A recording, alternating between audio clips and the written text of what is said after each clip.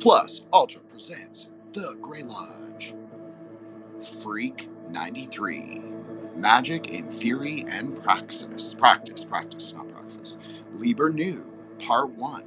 Hosted by me, Jin the Ninja, who has a show called Threshold Saints, who just dropped an episode by Andrew Edwards, and has 2 episodes with his fellow brother and co-host Solar Exile coming up next week on the 9th and the 14th. With Gregory Peters, author of New Aeon Tantra, and of course, our friend of the show, Paul Frederick, who hosts the Demonosophy podcast. So we've got that fucking going on, so that's really exciting, and I've got tons of episodes coming out with, obviously, Joshua. I've got one with Matt. I need to finalize the schedule.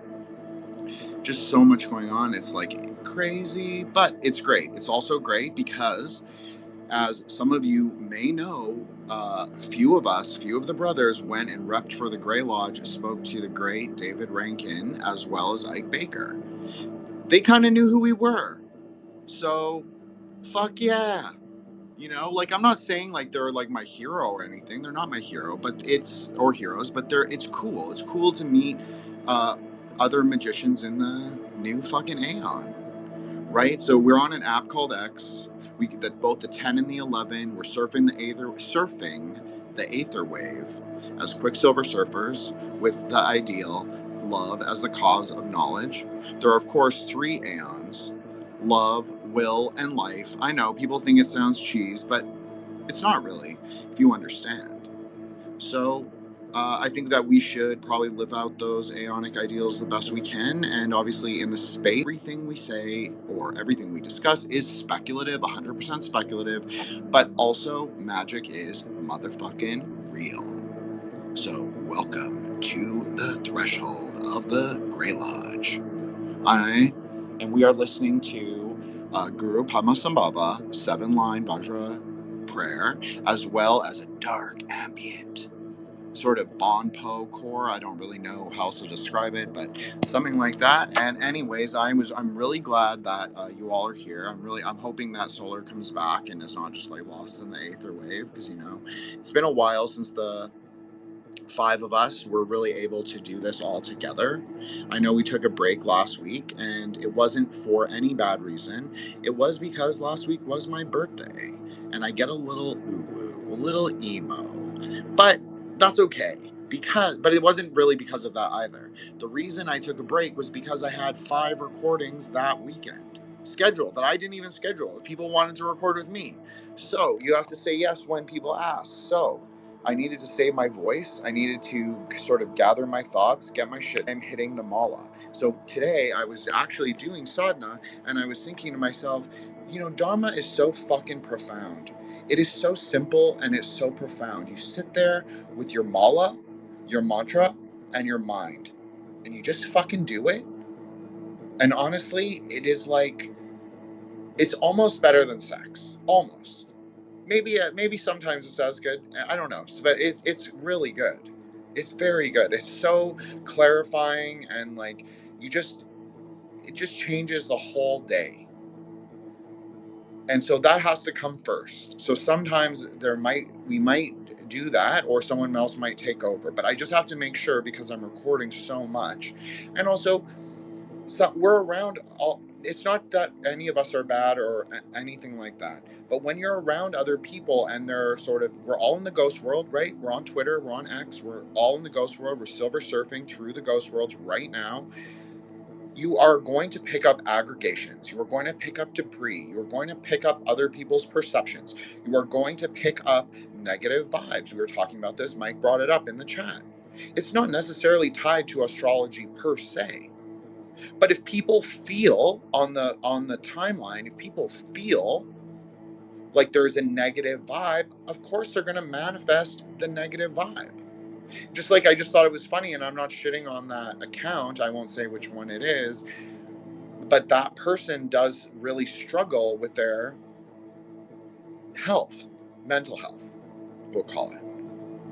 And I'm just going to say, like, I don't know if that is like the arbiter of like good vibe versus bad vibe, because I'm not sure at that point you can distinguish it. I'm not making fun of them. I'm just saying, like I can tell there's a vibe. I can tell there's a very strong martial and like a fiery energy, elemental fire energy. I can feel it. It's a fire puja day. It says so on the calendar, and I can also feel it. I don't even need to look at the calendar. I can tell you there's an overbearance of fire. But that's what makes it a great fire puja day, because instead, fire is the primordial element. So what you do is you take the time when it is the most active, the most rajasic, the most transformative, and you utilize it. That's the whole point, because you're trying to portion out the elemental circumstances in the world to sort of renew what's called yang, which is like the vital force, the energy, the ley lines. You're trying to resolve all of that, but not necessarily all over the world, but you're going to utilize a circumstance to do so through fire. And it's interesting because the full moon was a perfect elemental proportional harmony day, or whatever. I'm not saying it very well, but all the elements were in portion. So that means that the full moon actually was very well balanced, that all the sort of elemental harmonies were well met. That if you decided to practice sadhana yesterday, it was actually very auspicious, and it was particularly auspicious for Amitabha, the great Buddha of the West, the Buddha who is associated with fire. It's very interesting, because we always talk about this in relationship to like Yesod and to Babylon and to the, the daughter and all of that, and how she arises from the heatless flame. Like that's what the whole point of the mythic kind of Gnostic, speculative Gnostic framework that we use is, so you can understand it in the smaller grammatical ritual components and say, okay, what does it mean by heatless fire? It means I have to bring all the elements into portion, into a balance in and of myself. Everybody has a certain elemental predisposition. Barden talks about this, right? We talked about this in all the Barden spaces that we did, and all of them, and many of them. And so we kind of rectify. That's the whole point of Yesod, is it's the point of rectification, because it also is your own mind. It's like what Matt Murrow always says, like, that's a you problem. So you better resolve that in your own mind first. Now, if you resolve it in your own mind and it's still a problem, then that might be a more technically difficult resolution. But at least start in your own mind. The vibe begins in your own mind. That's Yasodic consciousness. This is why a lot of quote unquote spiritual people have crash outs, because they live in Yasodic consciousness. We've talked about this many times. It is a fundamentally interesting place to reside, but it is not. It's not the. When you're engaging with social media, you're engaging with people. That is not the path of the saint, because you're picking up their aggregates. If you're just a saint in the, whatever, in like 15th century, like Siberia, and you're like riding your donkey to like Baikal, like your life is going to be a lot less affected by sort of like the nature of the world, which is, of course, both a carnal ground and a garden. But, like, hopefully you recognize that. But that's what a saint is supposed to be doing. It's not someone's supposed to be, like, deep in social media trying to, like, launch a semi-successful, like, indie occult, I don't know what are we doing, Matt? Like India, yeah, we're meta magicians. We're like chaos magicians, kind of attacking the consensus reality, but not with the hope of destruction, with the hope of renewal, being generative in the silver age. So that's basically where we're at. I am a little. He's driving, and so I'm sure it's like annoying for him to come back. Obviously, he is the king of book club, Solar. So I hope he does pop back in. But if he does not, I will try and carry us through the book. I'll actually read the poem. So the previous space that we just tried to do like a few minutes ago, I was talking about how I was going to read the poem right at the intro, like Crowley's poem, right at the beginning. So the problem with Crowley's poem is it's so fucking hilarious and so full of sexual innuendo that when I tried reading it pre-recording, I actually couldn't stop laughing because it's quite filthy. So we'll see if I get through it, but I think it'll be amusing nonetheless. And I think it'll be a good introduction because, like, come on, I'm like the least pagan of all of us probably. And so for me to read like the Pan Invocation, I think is just, it's just cherry. It's just like, it's so perfect. So that being said, of course, we have the five brothers, Mike, Joshua the Branch, Matt Murrah, Solar Exile. I'm so happy they're all here. I'm so excited to do this. Last week was 1 week too long. I actually sat on the Friday and was like, I fucking miss doing that. I was like, I actually miss doing it. I complain about it. I might say, oh, it's like so much work. I have to do the keynote. I have to do the promotion. I have to think about like what we're going to talk about. I have to prepare some notes. I have to prepare some ideas. I have to get ready, as John would say, for the flow. I have to, I have, and then plus I have actual like life things to do. So sometimes I'm like, it's so much. But then I realize like, actually, there's something so edifying and gratifying and also like incredible that we have been drawn to each other in a collective, in a node. I'm not saying forever. I'm not saying like any obligation or anything like that. As we joke, this is not the Temple of Psychic Youth. Psionic, maybe, but it's not the, we're not redoing, we're not We Was Kanging 1993. We're moving forward. We're moving forward in the Aeon, and we're in a middle path positionality. That doesn't mean you always have to be middle path, and it doesn't mean you reject left-hand path either. But it also doesn't mean that you have to be ascetic trad larp, right? But you can also draw ideas from there too.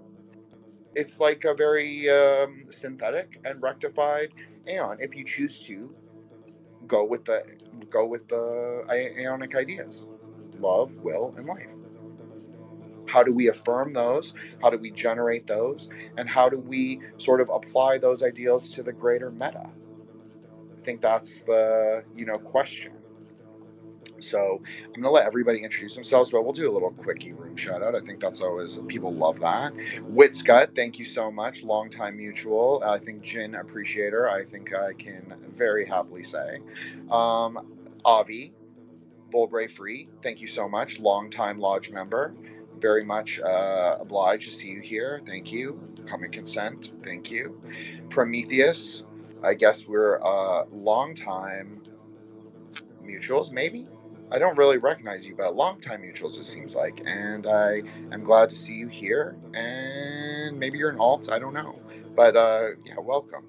Cassandra, of course, our longtime lodge member. Even though Cassandra wasn't technically in the GC for a while, we had to let her work out the, she had to fight some. She had to reveal the Crystal Millennium Kingdom a little on the timeline, and then what? But I've been friends with Cassandra at least on the timeline, so parasocial friends, but friends nonetheless. We've been friends for over 2 years, so we made it work, even though we were a little different politically. But then we kind of were like, yeah, that shit's all retarded. So let's actually like move forward and like actually like look at each other and say we're actually very similar.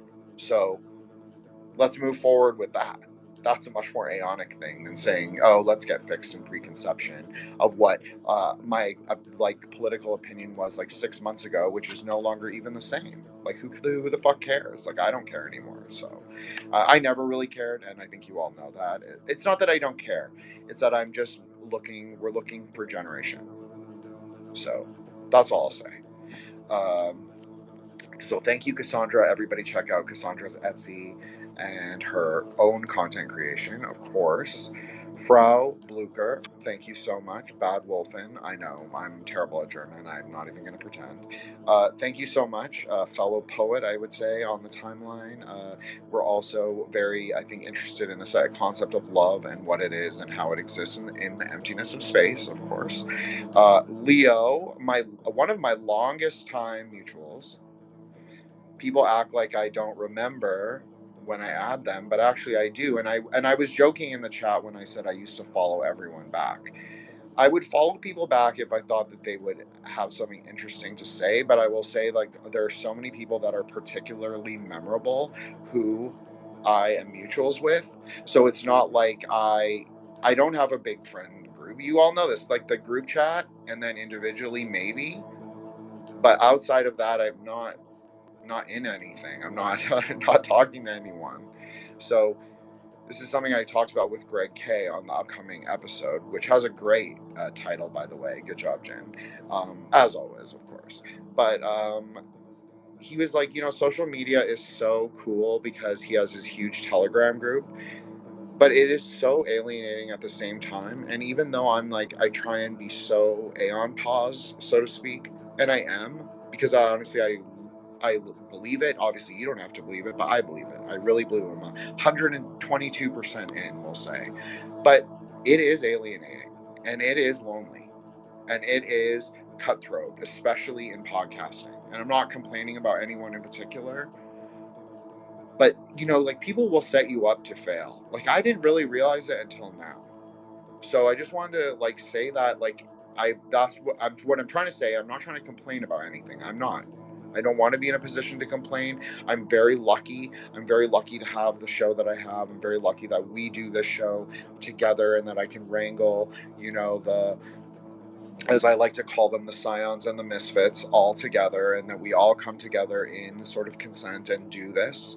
It's almost like I don't want to use like a very new age or uh, like an esoteric Twitter word, but it is wonderful, and also it is a blessing in a way to come back after COVID, to go through all the cognitive and mental gates that we went through, and still be lost in the ghost world, still be lost in the tunnels, because that's how I feel sometimes. But you know what? We come back.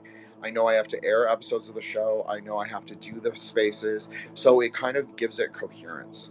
We talk a lot about this, like pink as a color of coherence, and pink in and of itself isn't a coherent color. So it just is interesting that friendship is kind of in that pink ray. It's a pink and green ray, and like, what do you make of it? What do you do with it?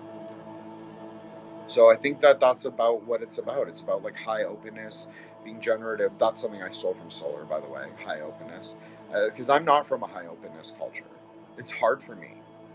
I actually have to go outside of myself a little bit to, um, you know, say specific things. I know you think I'm like, oh, Jin's fiery. He says whatever the fuck he wants. Yeah, I am. I'm very mercenary, but in terms of like my private opinions or my private life, it's not that I want to share my private life. I'm not even talking about that, but I just mean in the greater thing. Like, how much do you share? How much feelings do you share? How much feelings are real? How much feelings are, to quote Madigan, my own fucking problem? Just an idea, just something to think about. Okay, then we have Truth and Dies, Vanessa, Etsy. So make sure to check out our Etsy store, and Fluxion, who's comes all the way from Finland to listen to us in recording. And of course, I'm gonna let the boys go. I know I said I wouldn't do an intro, but there you fucking go. Okay, Mike, you go for it first. Hey you guys, what's up? Glad to be back. I didn't read the book today, so I am not gonna add too much. If there's something relevant, I'll add, but I am looking forward to hearing what everyone else has to say. And last book club was really interesting because of Solar. It's very good at synthesizing information, so I'm interested to hear about that. But I do stuff with esoteric things, and I dabble here and there, and I try to add it into whatever I'm doing practically. But that's my background. And anyway, glad to be here. And there's Solar. Yeah, that's it. Awesome. Okay, so there we go. Solar Exile. Thank you so much. Came back so we can actually do the book. Even though I was gonna do the book by myself, but I'm glad I don't have to. It's a big relief. Okay, Joshua the Branch, go for it, buddy. Hey guys, Sebastian. It's nice to be here tonight, and fellowship with you all. So I haven't read the book either, so I probably won't be chiming in as much either, like Mike said. But at any rate, it's a pleasure to share time and space with you all. Thank you so much for being here. Also, Spotify. I have a Spotify account, and today they did like a year in review thing, and Threshold Saints was my number 2 podcast next to like a geopolitical thing I listen to every day. So it ranked up there pretty high for me. I just thought I'd remind everybody that you can check out some of the new episodes that have dropped for Jin's Threshold Saints on Spotify. So yeah, thanks for hosting, guys. Thank you so much for saying that, Joshua. It is you guys that make the show, obviously. You're not only like the co-host of the Grey Lodge, you're co-hosts on Threshold Saints, and that's why the show kept going. The show kept going because of the Grey Lodge. The show kept going because of in particular, it's not because Mike didn't lend himself, he did, but it was Solar, Matt, and Joshua that kept everything going when I didn't know if I wanted to or could. But we did, and then it all turned out to be very interesting, as they say. So Matt Murrah, please introduce yourself, plug whatever you want, and then I'll let Solar do the same. Hello, very glad to be here. Just a quick introduction for whoever don't know me yet. Metmura19 on all socials. That is Twitter, YouTube, Instagram, TikTok, Twitch, maybe some other place that I didn't enter yet, but I will someday. And you can also find me on my website. A lot of cool stuff going on there. That's Kabbalah.com, KAABALAH.com. And as always, our website, The True Grey Lodge with a V. So The True Grey Lodge.com. Also, we always post the recordings there and our operations as the host. So either on Threshold Saints or might appear in conjunction. So me and the other host, we are always going to put there as well. So very glad to do a book today. Let's see how it goes. Thank you so much for saying that, Matt, about our website and our YouTube channel. Of course, I totally forgot. Duh. I guess being a little out of practice, I guess is not. My memory was lapsed. We'll call it old age. So, basically check us out, thetruegraylodge.com, TRVE. It was my birthday, Solar, last week, I'm just saying. So I'm a year older. So I have I don't know if a year, but I feel old. So thetruegraylodge.com. Check us out there. Of course, YouTube, like and subscribe. It really helps because obviously the algorithm has been against, I don't know if against us, but against me. And so even though, I had 2 viral tweets, big deal. They were just like Buddhist Kino, which is good, useful. Like we want visibility, but I want visibility for all of us and all of our ideas. So, I'm going to let Solar go because he didn't really get a proper intro at the very beginning because he dropped, but he has 2 episodes, great episodes, probably the strongest episodes I've done. With anyone to date, but also like just showing the strength of like our ideas that we've talked about collectively. So the 9th and the 14th, look out for those. Solar, please go ahead. Yeah, man, that's exciting stuff. And I really appreciate the opportunity to be able to contribute on those episodes. I think we did something cool. I, for one, could do without the visibility. So you guys go ahead and enjoy all of that. Solar Exile, nothing else to plug. I do some balance of awareness-based practices, Dzogchen or something similar to that, and then sort of contemporary left and path stuff. Happy to be here. My participation will be a little bit intermittent tonight. I am cruising around the upper Midwest, working on a weekend. Because winter do be like that sometimes. But yeah, still happy to be here. I did enjoy the book, although it's been a few months. So yeah, I'm kind of I had to do a crash course in my own book, so to speak. But yeah, happy to be here tonight, guys. Well, let me be clear. I don't want visibility either. But what I do want is I want people to listen to the show and listen to our show. So if that's, I didn't mean it in a personal, I don't want fame. I'm happy in the woods. I'm like, that's, I'm good with that life. But I'm just saying, it is nice that people recognize us and listen to the show. And like Greg K said, it was the most cutting edge thing he's heard in probably 30 years. So that is a huge compliment. And it's not just a compliment to me because it, like, who I am is informed by like the 5 of you and then also like our group chat. And like I said, it's not like my circle is big. My circle is the group chat and all of you. So that has informed me the most, and I actually find it the most edifying and the most interesting among all the magicians that I've met lately. I think the things that we talk about are like light years almost. I'm not saying it's all like perfect or like my Kabbalah is perfect. Everybody knows I'm like shit at Hebrew. My Sanskrit's like wanting. My Chinese is lacking. Yeah, I know, but I also think like we've done some really interesting things. So like we should. I like that we get at least indie recognition for that. So that makes me happy. So I want to special shout out to our brother Moonblade, who is technically well, I call them the junior co-hosts. They're like the Zoomer co-hosts, but yeah, we love them. Him and Leo and Seth, they always they're just they're great follows. Everybody follow them. I just think they're great follows. I just think they're great kids, like legit. They're funny. Okay, yeah, Solar, please, sorry, go ahead.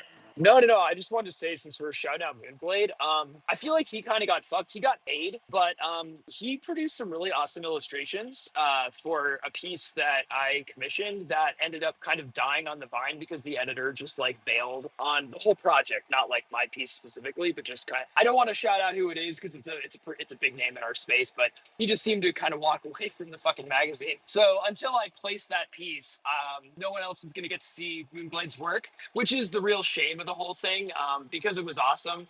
Can't recommend his graphic skills enough. But anyway, man, just like he's a really talented dude, and that's not an aspect of like his persona that I had ever heard about before I was tipped onto it. So just putting it out there. That's what I like about you, Solar. You're so kind to them, and I appreciate that. You're the unk where they don't treat me like that. But I guess you have to start. You have to do a Grey Lodge. You better start print. We better chip in. I guess Daddy Jin's buying us indie printing press for the Christmas. Because I guess we need our own occult e-zine or like zine or whatever. So I'm serious, kind of. Like I'm not unserious. I know Matt would be down. I see 100% from Joshua. So, you know, Matt and I had a business meeting this week. How funny is that? I know everybody's like, "What?" No, it was just like it's like where we're going and like what our direction is and what our like game plan is if we have one, if we don't, if we're just going like Silver Surfer, like you know, Kabbalists on the Aether wave or Scions on the Aether. And Matt and I have a lot in common in this weird way, but it's like I think it's difficult for us to like say specifics, but it's just like we just kind of get it, and we're just like, yeah, it's very calm. We're very calm. He's one of the only people I get to be like 100% chill. Anyways, so I thought to intro the book. Yes, it is a filthy, filthy poem. So I'm just gonna say that it's full of sexual innuendo. It is, and I'm probably going to laugh. I'm gonna try not to, and I won't do super deadpan, but I'll maybe not super colorful either because I'll have to listen to this in recording. So I thought we'd open up with the invocation of Pan. We'll see how this goes. Thrill with lissome lust of the light, oh man, my man, come careering out of the night of Pan, Eopan.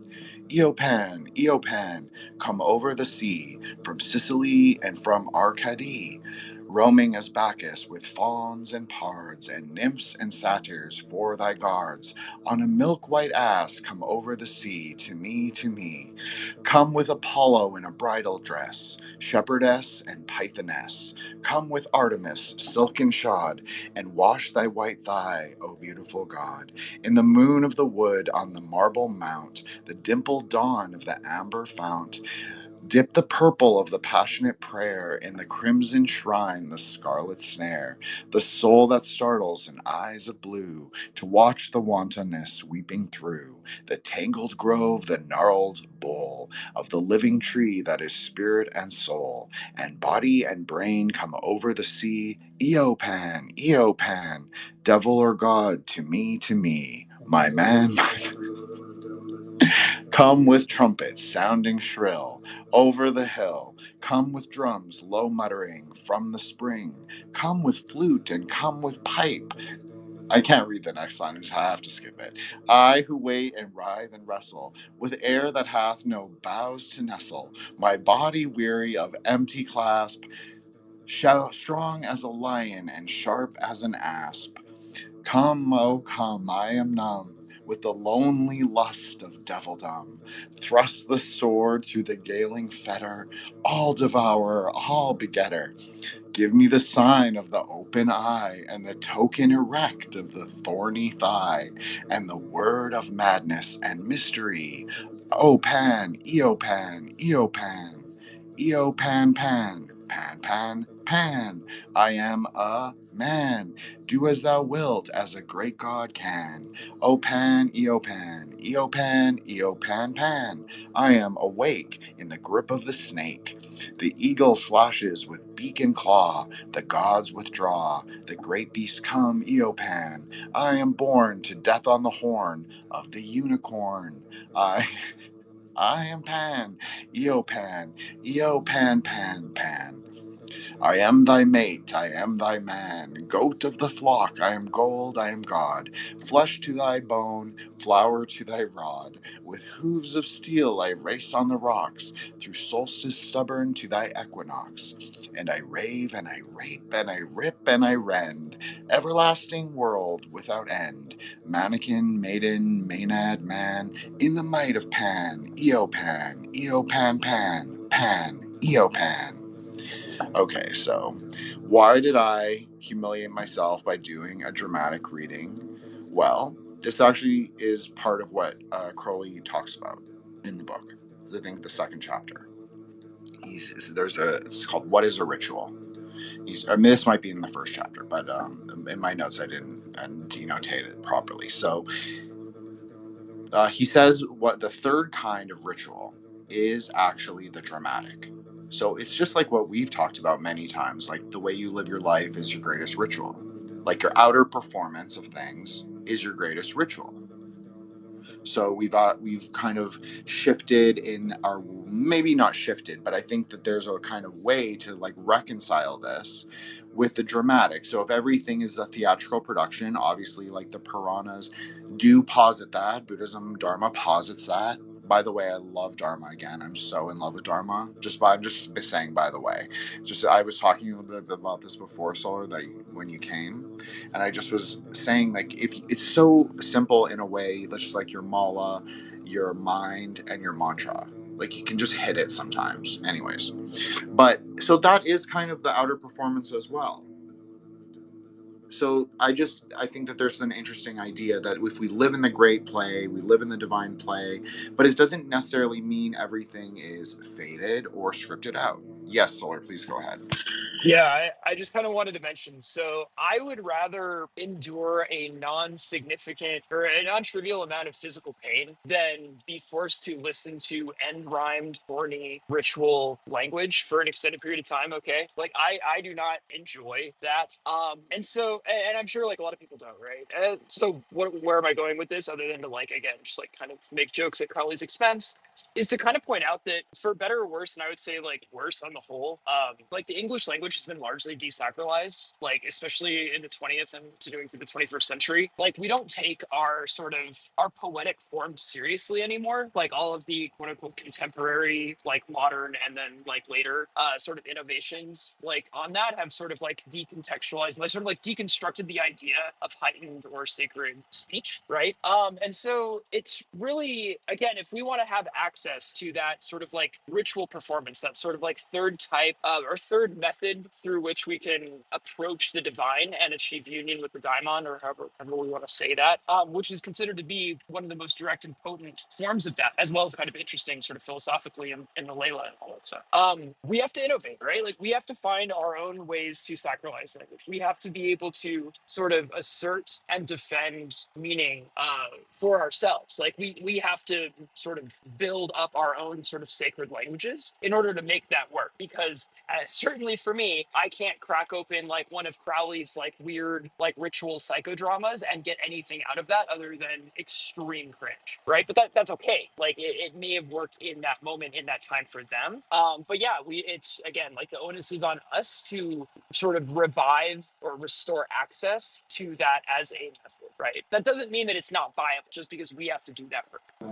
That was a great point. I could not agree more. It is just cringe all the way down.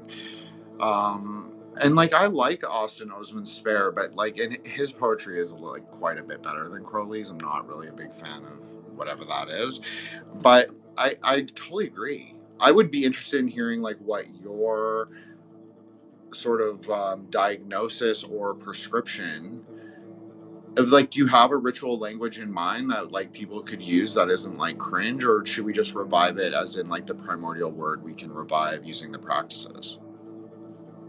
Yeah, well, my approach is always going to be like chaos magic informed, right? Like, so I'm going to want to strip things down to like the absolute, like bare, like what feels sort of loaded and potent, like for the individual, and then say, okay, well, you're going to have that. You have to build up from that and with that, right? Like, there's nothing external. And again, like, he kind of gets into this and talking about like the barbarous names and stuff, right? Like, perhaps there's something about like uttering the specifically in that it's like an assault on reason. One, so you're sort of like disciplining your rational skeptical mind that wants to like detach you from that experience, but then also there's something like exotic, it's foreign and unknown, right? Like it's beyond the sort of like horizons of the dualistic rational mind, right? And so like whatever exists sort of beyond that horizon for you specifically is probably like where you should look first, right? Something that is enchanted for you, something that could, and again, that's completely idiosyncratic, right? So like what speaks to me, in a given moment, because my shit changes, every other week, right? But either way, like that probably has no bearing on like what is going to get you there, right? There are probably like certain like shared like symbolic systems, right, that work for a large number of people, and if you resonate with one of those systems, right, like if you're like, wow, okay, like this sort of like school of tantric initiation and blah blah blah, this language like that, if that is like calling to you, if that glimmers as something that has that potential, well, there it is, right? You can use a system that other people have developed, worked on, blah blah blah. But like you have to have that pre-rational resonance with it in order for it to have like the magical like potency at all. I actually totally agree with you. I like that we're kind of like and yes, I know your shit changes every week. I hear about it. Like, I mean, you tell me, you're like, I'm into this thing. I'm learning this language.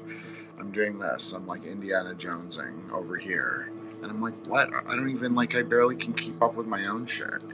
But it's great. It's really great. It's like the intellectual challenge that I often need. So I have to agree that like it does kind of all come down to like chaos magic, just adding in a few bits. Like there's just a few kind of like I think cosmological components that it requires, and then it becomes like almost like a dharmic vehicle. That's kind of how I'm thinking. This might be crazy, and this will probably get me in trouble, but whatever. Anyways, Joshua, please go ahead. Yes, thank you. Well, before we get too far away from the poem, I wanted to just make a comment on what insights I had from that.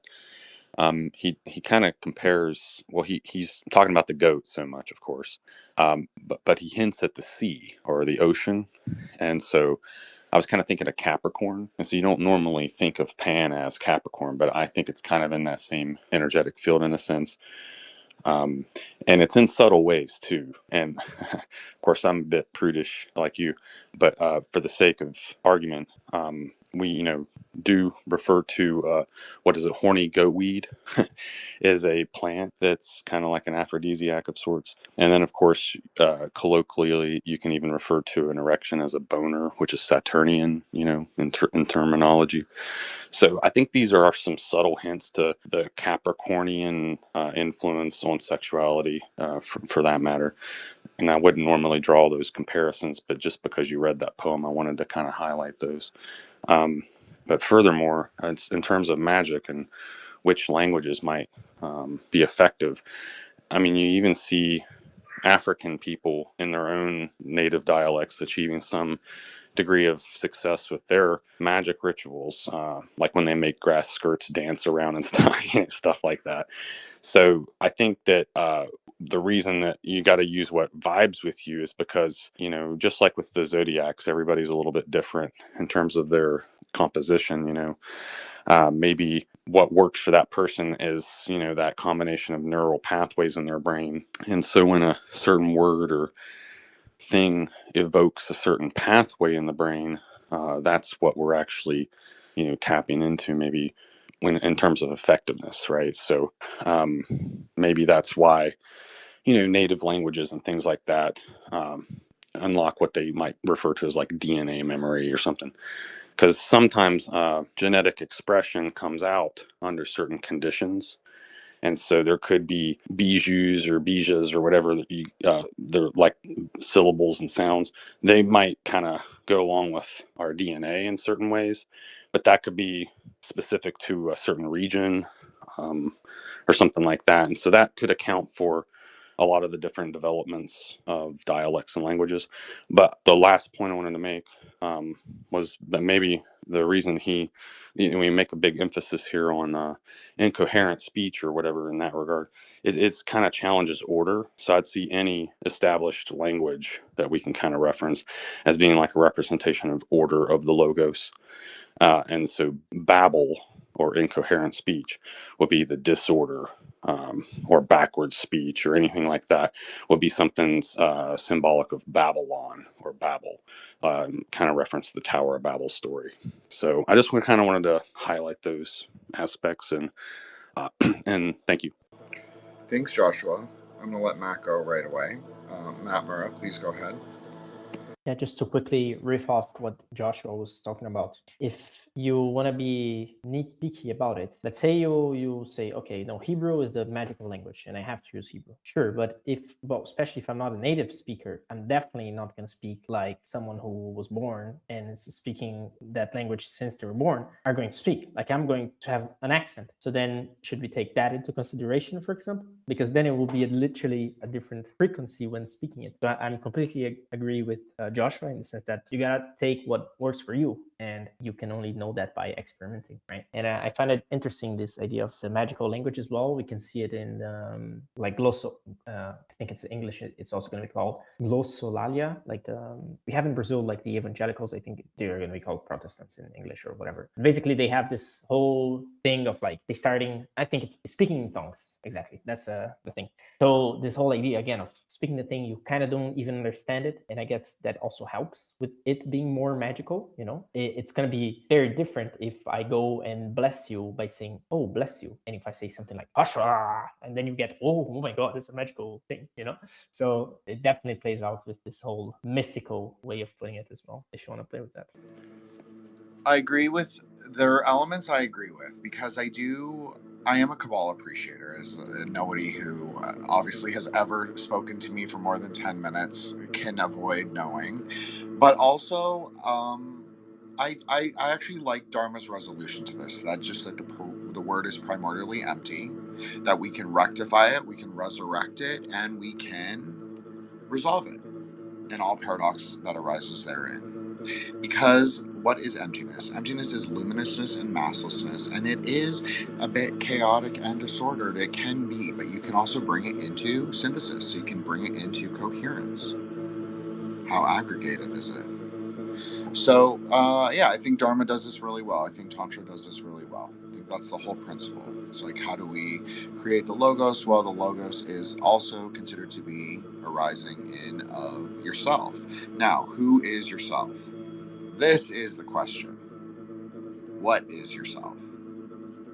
Right? Is it fixed? Is it eternal? Is it non-dual? Is it like a weird combination of all the above? Where do you want to go? And how are you going to get there? And what do you want to be when you get there? So, I don't know. I try and just look at it. I'm trying to be less fixed, but I also think like, yeah, Dharma's the truth. We look to primordial truth. That's the general direction that we try and aim. And so you want the word to be as close to primordial truth as possible.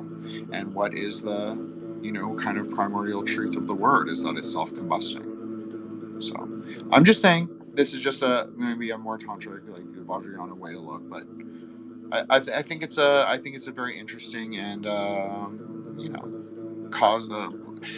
pro-cosmic resolution, a generative resolution. And I did say before something about cosmology, but I actually meant to say ontology, so I apologize. Okay, Joshua, please go ahead. Yeah, thanks. I was doing some more thinking about the logos and perhaps also the connection to twilight languages and the language of plants and the green language, because some plants are categorized as entheogens, which means containing God. And so maybe if you consume certain plants or mushrooms, you do have this, what seems to be a communion with the divine. And what I have noticed is at certain profound states of intoxication, like on mushrooms, for instance, you kind of do lose the ability to speak, and sometimes writing does become difficult. And I think sometimes when we cross that threshold into that liminal space, for us, we kind of enter into like a Babel state where it gets really hard to maintain order with language specifically. And and I've noticed even when I try to take notes or whatever, it'll be very difficult. But when I've trip sit for other people, like that have taken DMT, which I haven't had before, they were trying to talk and couldn't, and making like these howls, like primordial noises, actually, that they don't even remember doing, by the way.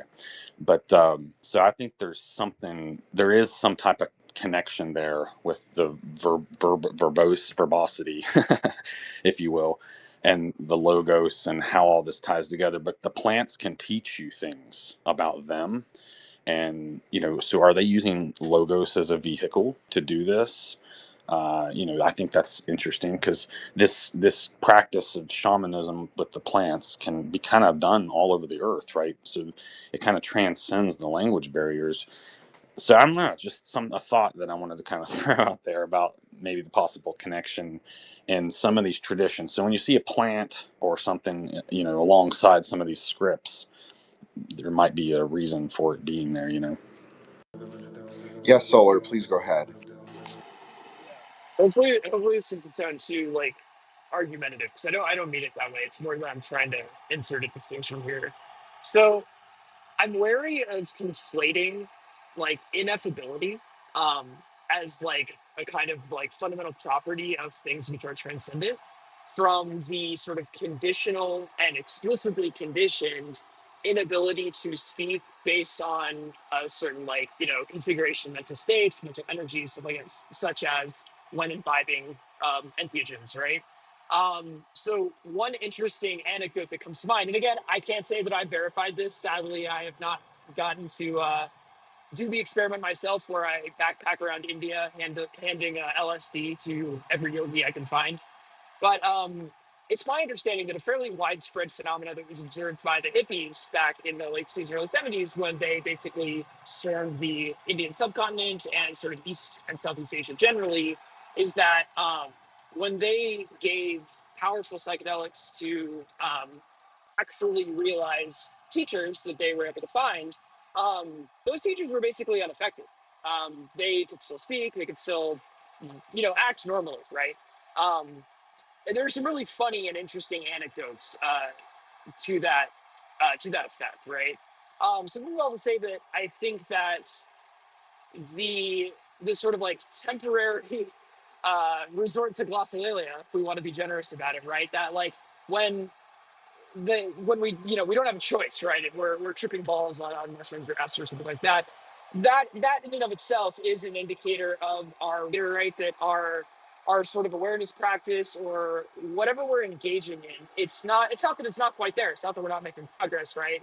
But that there's an inherent like incompleteness to that process, right? Like we have not fully, or if you want to put it in like Crowley's language, right? Like we may even have enjoyed conversation with the Holy Guardian Angel, right? But we have not yet completed the process of sort of like merging with it at this sort of fundamental level, right? Like every system is going to use a different language to describe that, right? I actually think that entheogens can be a good shit test, right, of one's relative like degree of progress or stability, whatever you want to say that, right? Like if you think you're an arahat, go trip on datura, right? Or rather imbibe datura and proceed to not do anything because it doesn't affect you, right? And if you absolutely blow your mind out and end up in the hospital or in jail, well, I guess you weren't an arahat after all. Like turns out. But anyway, I just wanted to put that out there. I think these things have their uses, perhaps, but I don't want to confuse a temporary condition state with the ineffability of transcendent sort of beyond being and non-being, etc. Right? I agree with that. I agree with Solar's take on entheogens just ad hoc. I think they give you access to like what you could say is outer density, or like maybe like more inner ones, but it's not the same thing. And like what it's not gods. It's just spirits. It's spirits of your own mind, you could say, that appear before you in existence appearance, but maybe it's more internal because it's an internal process, or maybe you have visuals. But it's still like exactly what Solar said, although I do think Solar's being a little harsh, to be honest. Not to me or anything I'm saying, or not to any of you. I just mean he's being hardline, which is good. It's good because you should be spirit skeptical, and you should be they can become fetters. Anything can become fetters, right? There's so many things. And so it's not just entheogens, but I do think that there is a preoccupation with them. I think they can be useful, and like I think you can take them and sort of like remove maybe cognitive limits sometimes, just in your mind, just conceptually, just breaking the conceptual like barriers, and maybe walking through a few thresholds, but not accessing like the fullness of meaning or being. And I just want to say to Joshua, he did make a really interesting point that is very tantric about the sort of the primal animal sounds. This is very common if you look at the tantras of like the yogini tantras, because the primordial sound is the Varahi. It's the boar-headed goddess who speaks Vak, which is gross sound, gross speech. That could be considered decoherent, discordant, like a squeal of a pig. That's often how it's described, or a bear, or a wolf. It depends on the goddess, whatever, etc. But yeah, I think that there is something to that for sure. Yeah, sorry, Joshua. Go ahead. Yeah, I appreciate that context because it was almost unsettling, some of those noises. And in fact, it almost carried with it like these emotive qualities. Like I almost felt energetically or emotively like what was the vibration of that or whatever. Um, it almost like brought tears to my eyes, like it was like, wow, what is this? It was like some cathartic thing this guy was going through. But anyway, I just wanted to man, I had another thought and it slipped my mind, but it was relating to the entheogen discussion that we were having. So yeah, I remember now. So I recently came upon the one of the biological explanations was that some of these substances shut down basically the control center of the mind, and during this reboot process, when everything would normally be relayed through this control center, you kind of think of that maybe as the superego in a sense, this where the two hemispheres are uniting. So when that's shut down, all the information that you're processing is then rerouted, but through different areas of the brain that it wouldn't normally go through. So think of it as like road work. There's a detour. So you can't take the normal route you take. Instead, you got to go through all these various neighborhoods and stoplights and intersections that you wouldn't normally go through. And in the process of doing that, you're learning a new route, you're gaining new information, so on and so forth. So there is some, I guess, basis for that being how the entheogen acts upon you. And it's during this period of time you experience like that phenomena of ego death or a selflessness or something like that, that great introspective experience. And so I think maybe with the yoginis is they've achieved that already, and probably already toward the neighborhood, so to speak, with the scenic route, so to speak. So maybe that's why in this state, if you're not yet prepared for it, it is kind of like a stumbling babble experience, because you're unfamiliar with all the areas around that central control unit. And so I think that's why some people can't really handle those things, is because they're not ready for it. And so maybe that's a possible explanation for how it acts upon the brain. Well, of course. So you did say something, of course, that caught my attention, yoginis. So I'll just say it really quick, is that of course they're like self-rising and non-dual on the carnal ground. So when they, not all of them, but when the animal-headed ones speak, it doesn't have to be coherent, because they're pre and post conceptual, depending on if they're enlightened or not. I know this is very Buddhist autism, but I mean that's how it's considered. Is like obviously a post-conceptual, like enlightened Dakini is non-dual. So it doesn't matter if their word has meaning. It doesn't matter if we can discern if the word has a dualistic meaning, because the word has a non-dual meaning. So it's primordial. So, anyways, I just want to say that. But yeah, I think you're right about the other things. It's interesting. It's interesting. I don't know if I agree or disagree. Anyways, Mike, please go ahead. Sure, thank you. I just want to share some of my experience with psychedelics, and Joshua, you everything you've been talking about with the like logo in a way where you can't speak. I every time I like, especially the early times I was doing mushrooms, I wasn't fully aware of it yet, and I wanted to journal my experiences when I was doing mushrooms, but every time I did it, I couldn't think and I couldn't speak. So I ended up just going and feeling the experience, and it does make sense that it almost like blocks out that logical layer and allows you to go deeper, and it can be so terrifying for a lot of people where they can't handle it, because a lot of people, especially that don't meditate or don't have some type of like reflective process, they never go deep enough to see these things. And when you're like suddenly brought with these layers of yourself that have been repressed, it's terrifying. I mean, nobody wants to be told that they've been doing something wrong or that some aspect of themselves is like fundamentally wrong. So when you do mushrooms and like that logos, like your mind is like suddenly like just turned off, and then you're like enter that lower area. It's like very terrifying. But at the same time, when people talk about using psychedelics to enter like spiritual states and things like that, I think there's definitely a limit to it. And I've met some of the worst people that have done like ayahuasca retreats and do psychedelics. Like it's not a solution to everything. It's like it's a very like specific tool with specific uses. And it's never going to replace like a deeper, in my opinion, it's never going to replace like a deeper spiritual um ascension in a way. I don't know how else to articulate that, but like something that has been worked through like through meditation, through like years of practice. Like you're not going to get that with psychedelics. You're going to get something, but it's not going to be that. Thank you so much, Mike. Okay, Solar, please go ahead. Yeah, I just wanted to. I was going to say this in response to Joshua, and it's what Mike just said. Even puts an even more intense like meat on this. Um, so one thing that I notice starts to happen as soon as people start, even people like us, right? Even people who are like in the gray lodge who are definitely not like reductionist materialists, right? This thing starts to happen when we start talking about like psychedelics or whatever, stuff that alters like how the brain seems to be working, right? At least because as modern Western people, we understand psychedelics not as like imbibing like spirits of the jungle or whatever, but like we fundamentally view these things like as Western modern men, right? Like we can pretend that we don't, but we do.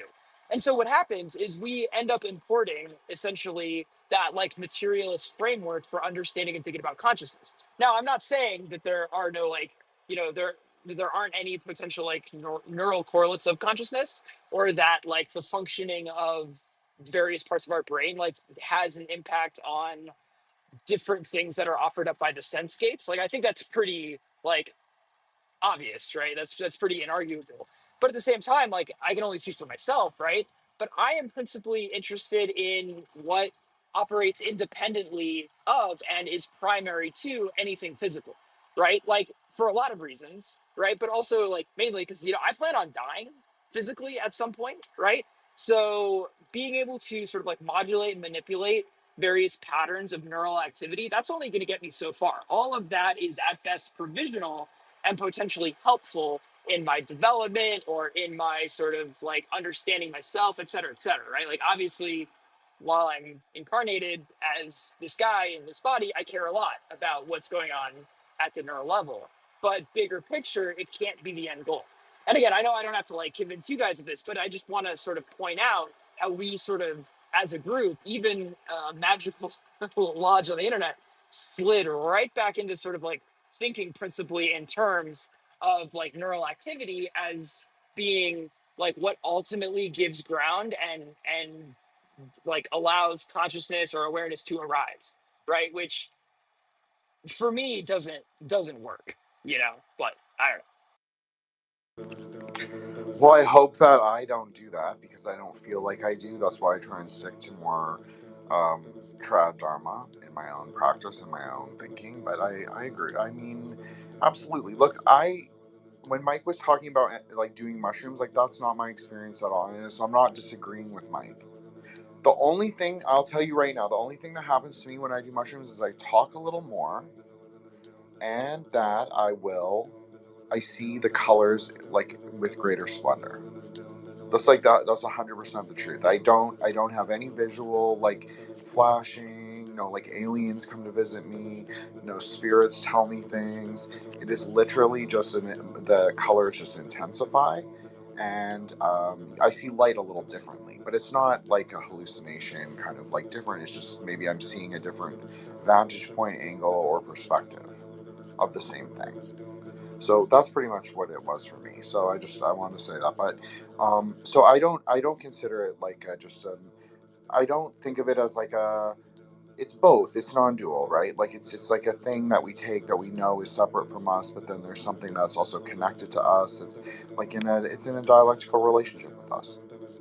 So, but I think we're more in control of it. I think that's one of the problems with some of like the 60s and the 70s, like thinking on psychedelics, or they thought they were totally in control of it and like you could just like use it as a spiritual tool, a key or a bludgeon maybe, just to like ram through the gates at every turn, which you obviously can't do.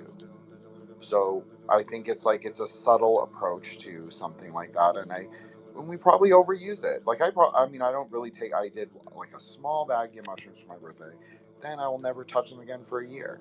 So that's basically where I was with that. But I just, I just sometimes you need the little thing. Maybe not. Maybe you don't need it. Maybe someone who's well moderated doesn't need it at all. But maybe someone also wants to just like tap in to see if there is something to adjust, and maybe it gives like a more rounded view of the quote unquote quantum. I'm just saying, I think that there is a somewhat of a truth to that as well. Like if we, like for me, if I say I'm like I practice Tibetan Buddhism, for me, then I have to like acknowledge that like yeah, there are more dualistic kinds of practices on the carnal ground. There are shamans, and there are people who do this kind of thing. I don't necessarily have to understand it or believe it in the same way. I might see spirits as like the manifestations of the poisons of duality. So not really different than the person that they're afflicting. But someone else might see it in like the more gross materialist way. So it's like I think that I'm just trying to allow the how people want to discuss it. That's fine because I can't inevitably just tell everyone, oh yeah, everything's non-dual. You must speak in this way. Like people are just not ready to like to hear a lot of it. I think I don't know. This is my experience, but maybe that's not true. Maybe I'm coping, as the kids say. Okay, sorry, Joshua and Mike and Matt, please go ahead. Thanks. Hey, something came to mind and I'll be brief. Well, Solar was speaking about the biological path working in the brain, and then when you die, it only gets you so far. Well, that made me think of something. So in the scripture, it talks about whenever people get into heaven through the window versus getting in through the door. And those who come through the door are the lambs of God, and they have a wedding garment on. So they're recognizable inside the kingdom, but those who come through the window don't have a wedding garment. And so it's if you're using entheogens or drugs or whatever to achieve these ecstatic states, it's kind of like getting in through the window, which is kind of funny because you're kind of naked, right? And I can't tell you how many times on mushrooms I've wanted to take off my clothes. But anyway, I digress. I just wanted to make that point. Thank you. Thank you so much, Joshua. And please, Mike, go ahead, and then Matt.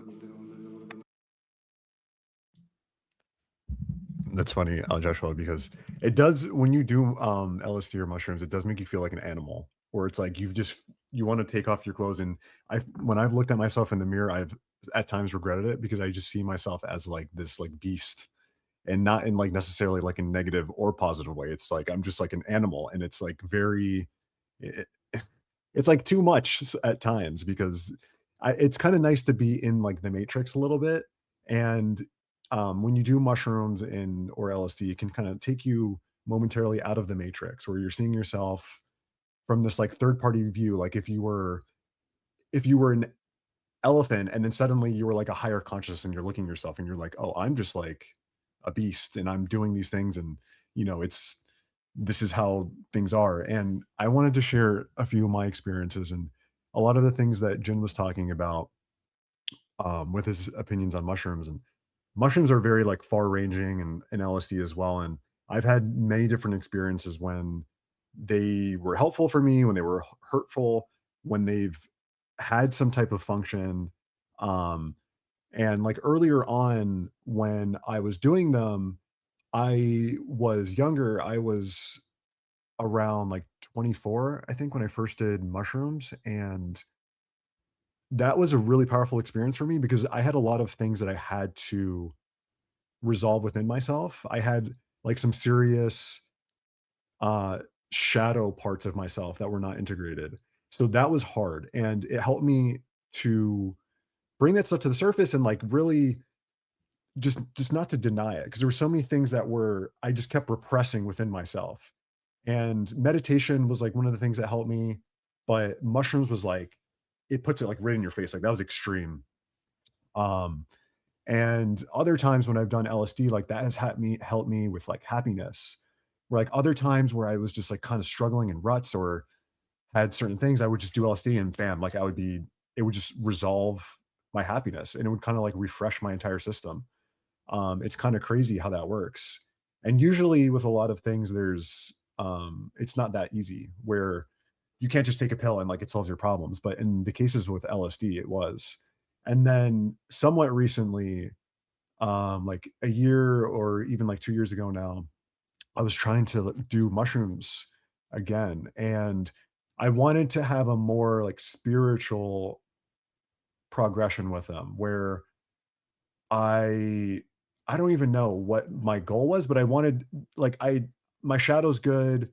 I for the most part was like good with like happiness and things like that, but I wanted to resolve things within myself and like reach, I don't know, make spiritual progress with it. And during that experience, and I was doing it fairly frequently, I wasn't actually able to make any progress. It was actually hurting me more than it was helping me.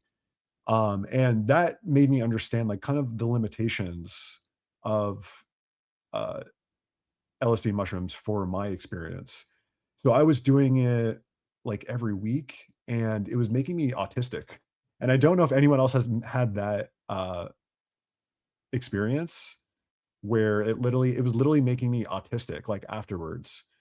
Um Such a weird side effect, and it just wasn't helping me regardless. It was making me paranoid. So I had to stop. So and in terms of like rewiring your neurons and things like that, like I feel like that lingo kind of helps to explain it, especially when you're talking to like a certain type of audience. But earlier on, like it was kind of in a sense like rewiring these neurons within me so that I could um resolve things. But at some point, like your shadow is never fully healed in my opinion, but at some point you do resolve like the biggest things of your shadow, right? Depending on like especially like the things that happened earlier in your life that you repressed or that you've had to experience. So um after you resolve your shadow, I feel like it is not nearly as beneficial, but that's just my opinion. Okay, thank you, Mike. Okay, Matt Murrow, please go ahead. Nice. I think I'll use the conversation that we're having also to piggyback on the book on magic in Hod and Netza. And it is intriguing because when we do enter these kind of entheogens, and it can be ayahuasca, it can be LSD, it can be mushrooms, any of them, doesn't really matter. You could say that one of the things that is being achieved, if done, let's say, correctly, is we are accessing the real internet, the ether wave, the whatever you want to call it, the ether, the whatever, right? So how do we do it? I don't know if you noticed, or if you can recall, but whenever you are into that state, which like Solar was also suggesting, you can go there not necessarily with the help of substances. Like that could be one of the causes that why the yoginis would not be affected by it, because, well, it's like, yeah, cool, I do this daily, what's the matter? But basically, you are going to silence the character. So try to recall, if you ever did something like that, when you were into that state, it's not like you can even recognize sometimes. And I guess maybe that's what you were going into it, Mike, a little bit, the autistic kind of thing. I don't know, I cannot say because I didn't experience what you're mentioning, but it could be that, because it's just like, it doesn't disappear completely, but it gets, the volume of it gets super low. So you cannot hear it anymore. You cannot sense it anymore. So now you get to sense what's out there. Like you created the negative space for the other thing to be there. And like Jin was also asking in the beginning, well, who are you? What's this other thing? If you're not the character, if I'm not Matt Mora, the guy on the profile picture, well, who the heck am I then? So when that guy gets out of the screen, other things come up, and then you can interact and do stuff and so on. And also when Jim was talking about the colors and so on, and it's, again, if you did enough practices, getting a little bit back into the book and so on, like maybe some practices that are going to be there, eventually when you start meditating, you will kind of start achieving similar colors, similar shapes, similar things, just through breathing, just through the concentration. So you're not, it's different. Like I can imagine now shapes and colors. That's one thing. The other thing is, if I'm just concentrated, not trying to imagine anything, breathing, and then shapes appear. That's more like entheogen experience, right? Like you're not there trying to imagine things, things just kind of come up. And then it's kind of a mix if you're conscious, because then you can see it come up, do something with it, or not, let it pass. But as it grows, I tend to agree that it's always like a middle path. So either, yeah, most probably normies won't necessarily use it well, won't be necessarily a good thing. But if you do happen to, get the experience to happen in a good way, in a safe way, in a way that works for you, because again, it could be that for some people, some types of energies might be more easy to use first than others and so on. And then perfect, that's completely good. Just to make it another prison, right? Because I completely agree with Mike. It's when you're into it, it should be a relief from this like flesh prison that we are on. But some people use it as another prison, so they enter into it. Like especially in Brazil and I guess other places in Latin America, there's a lot of ayahuasca retreats which become literally like cult-like whatever thing, and so on. So it becomes like another thing, right? It becomes another cliff and so on. So there's always a way anything can become corrupted. So just pay attention to that.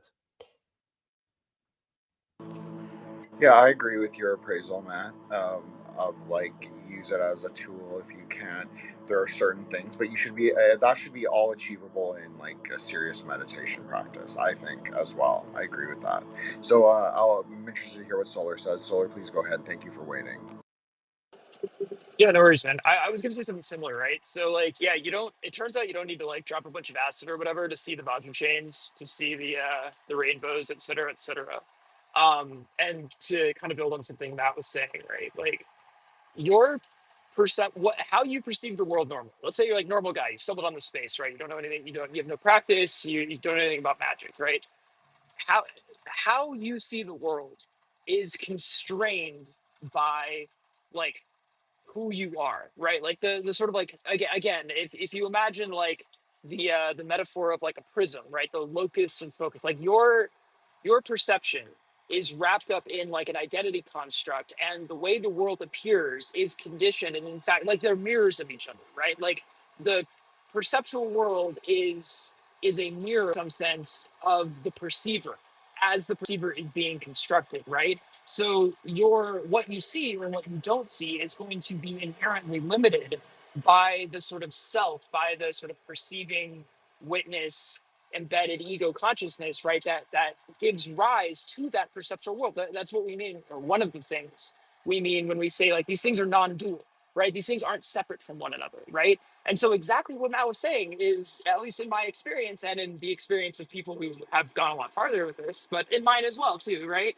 Like when you begin to sort of like unbind and unwind that I, which doesn't mean you cease to exist or blow your brains out or give yourself brain damage. Obviously, we have to say that every time, but that's not what we mean. But as you start to unbind these sort of like the fetters or the limitations, the sort of givens of the perceptual world that maybe you took for granted before, themselves start to sort of unravel, right? And they're directly proportionate to one another because again, they're literally like non-dual with one another, right? So when you start to loosen up, when you start to like ha- afford yourself more freedom, lo and behold, the world appears with fewer and fewer restrictions on how it can be, right? And that's the real magic of the whole process, right? And yeah, it absolutely like should be done and can be explored in really, really beautiful ways, really profound ways, really interesting ways.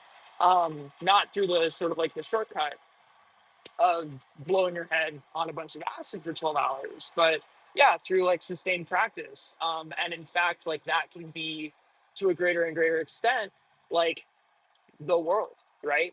Like that is the project ultimately is to, I don't want to say exist because again, like, you know, extremes and all of that stuff in Buddhist philosophy, right? But like to have awareness or consciousness mind, however you want to say that, that is truly unconditioned. And what we mean by that is unlimited, you know?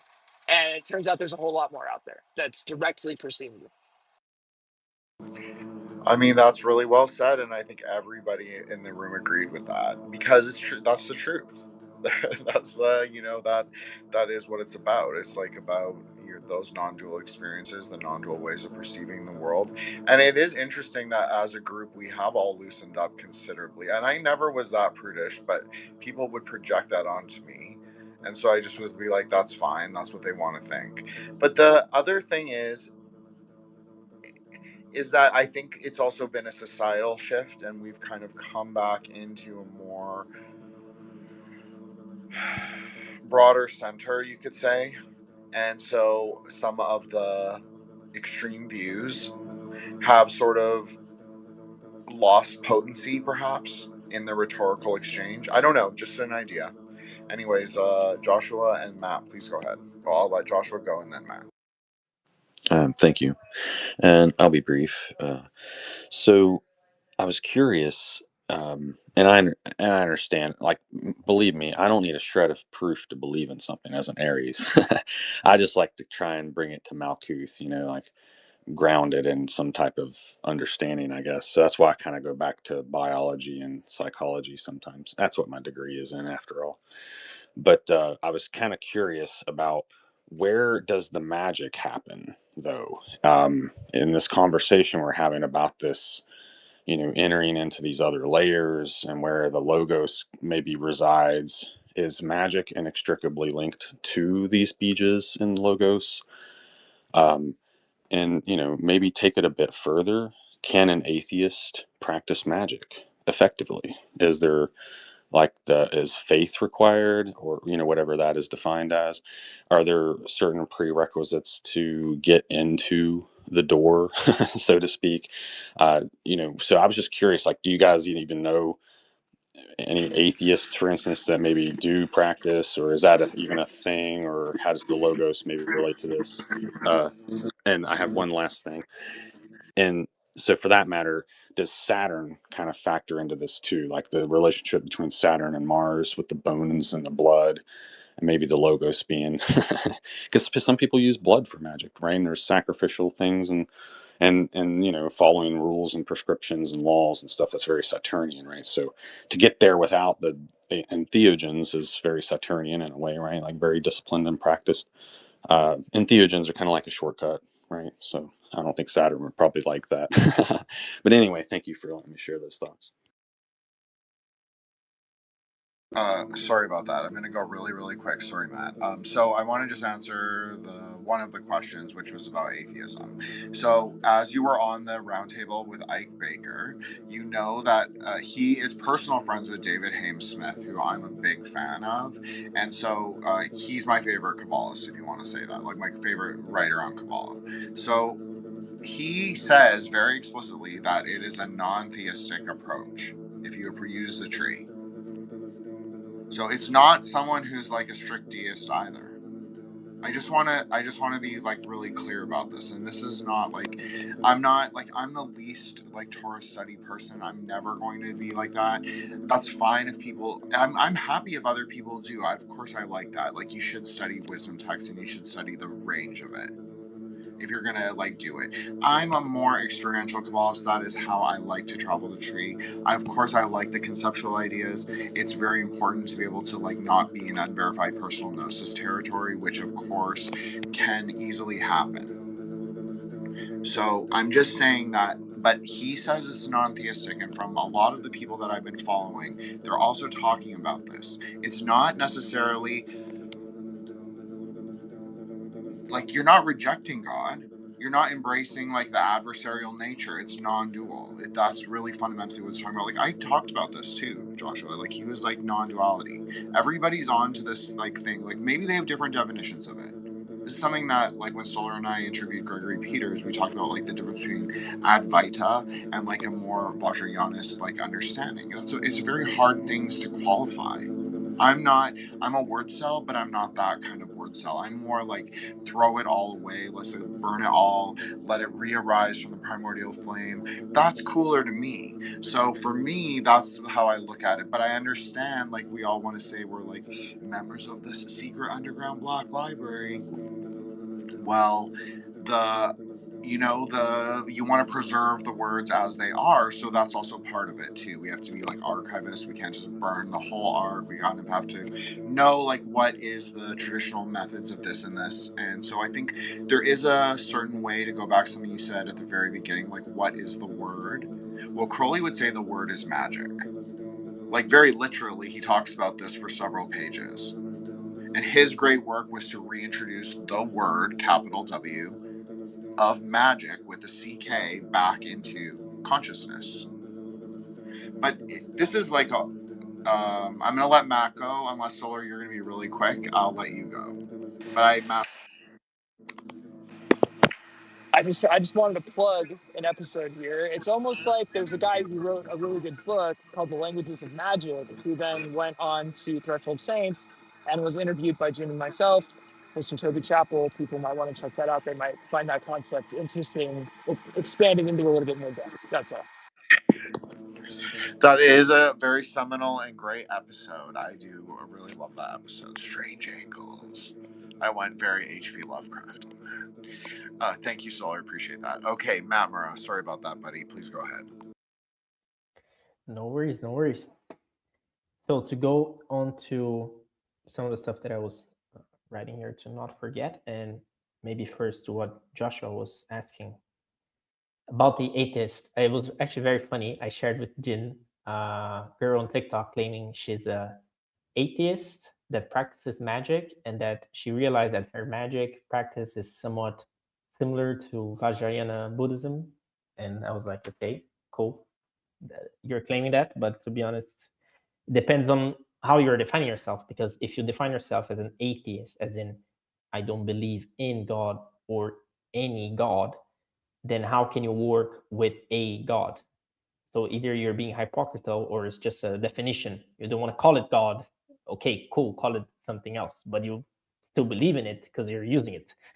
So it really comes down to the definition if you want to play with that. Because again, if you want to become super rationalist, cool, it's what like Solar was talking about. If your perception is that you can only reach Malkut, cool, play with Malkut, don't play with all the other spheres. Completely fine. Wouldn't say you have to believe in a separate God. That's a different thing, I guess. I personally, for example, don't necessarily, not in the way maybe most people that would call themselves theists would believe in a God. But yeah, I think it's just like a definition challenge there. How do you want to define the names or how the things work and so on? Then regarding the blood, again, for many practices, or rather, in the word, you need an exchange. So blood is one type of exchange you can do. You can do an exchange with sweat, right? I can work, I'll sweat, and then I'll have my thing. I can cry, I'll have an emotion coming out, I'll have the tears come out. It's an exchange. I can pay for someone, I'm exchanging. I can, again, do anything. I can use to create life as humans. We have to give out, the precious white liquid, and again, that's energy. You have to give it out so that something else comes. I cannot just manufacture a homunculus without it. I can try to manufacture it without the another part in theory, right? At least that's what the guys were trying to do. But I need the liquid. I need the energy to get from somewhere. And magic pretty much works like that as well. I think there is for sure there is a chapter in the book that he at least talks about it on the blood stuff and so on. But anyways, blood would just be plasma. It's like a good, powerful energy. I would say even some others could be even more, because again, they have more potential to do things, but it really depends on what you're going to do. You don't necessarily need it. It's just, again, how it can work, right? The exchange. Then the DMT stuff as well. It's like our body produces it.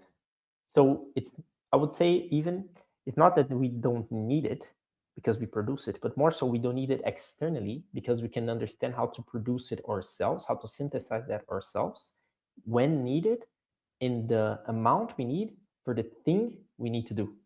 So then it becomes a much better thing than, for example, the thing with, like, let's say a vitamin, right? Instead of you having to take vitamins from a pill, you just eat the amount of things and let your body process the amount it needs, and then makes the rest go out somewhere, right? So I'd say the key for the thing is that, like, the breathing, the body connection, the understanding how it comes, and so on. And then the better you can do it, the easier you're going to achieve, and the less you're going to have an overflow of it, which may cause problems. Which that's why, again, not everyone should just be going and tripping their balls, like Soda was saying as well. And a last thing that I was actually the thing that I wanted to talk about. So you see, a lot of times we'll have problems in life, and I mean we, the characters, because we now, not the character, the one watching the character, the one playing the character, is associating itself with the character.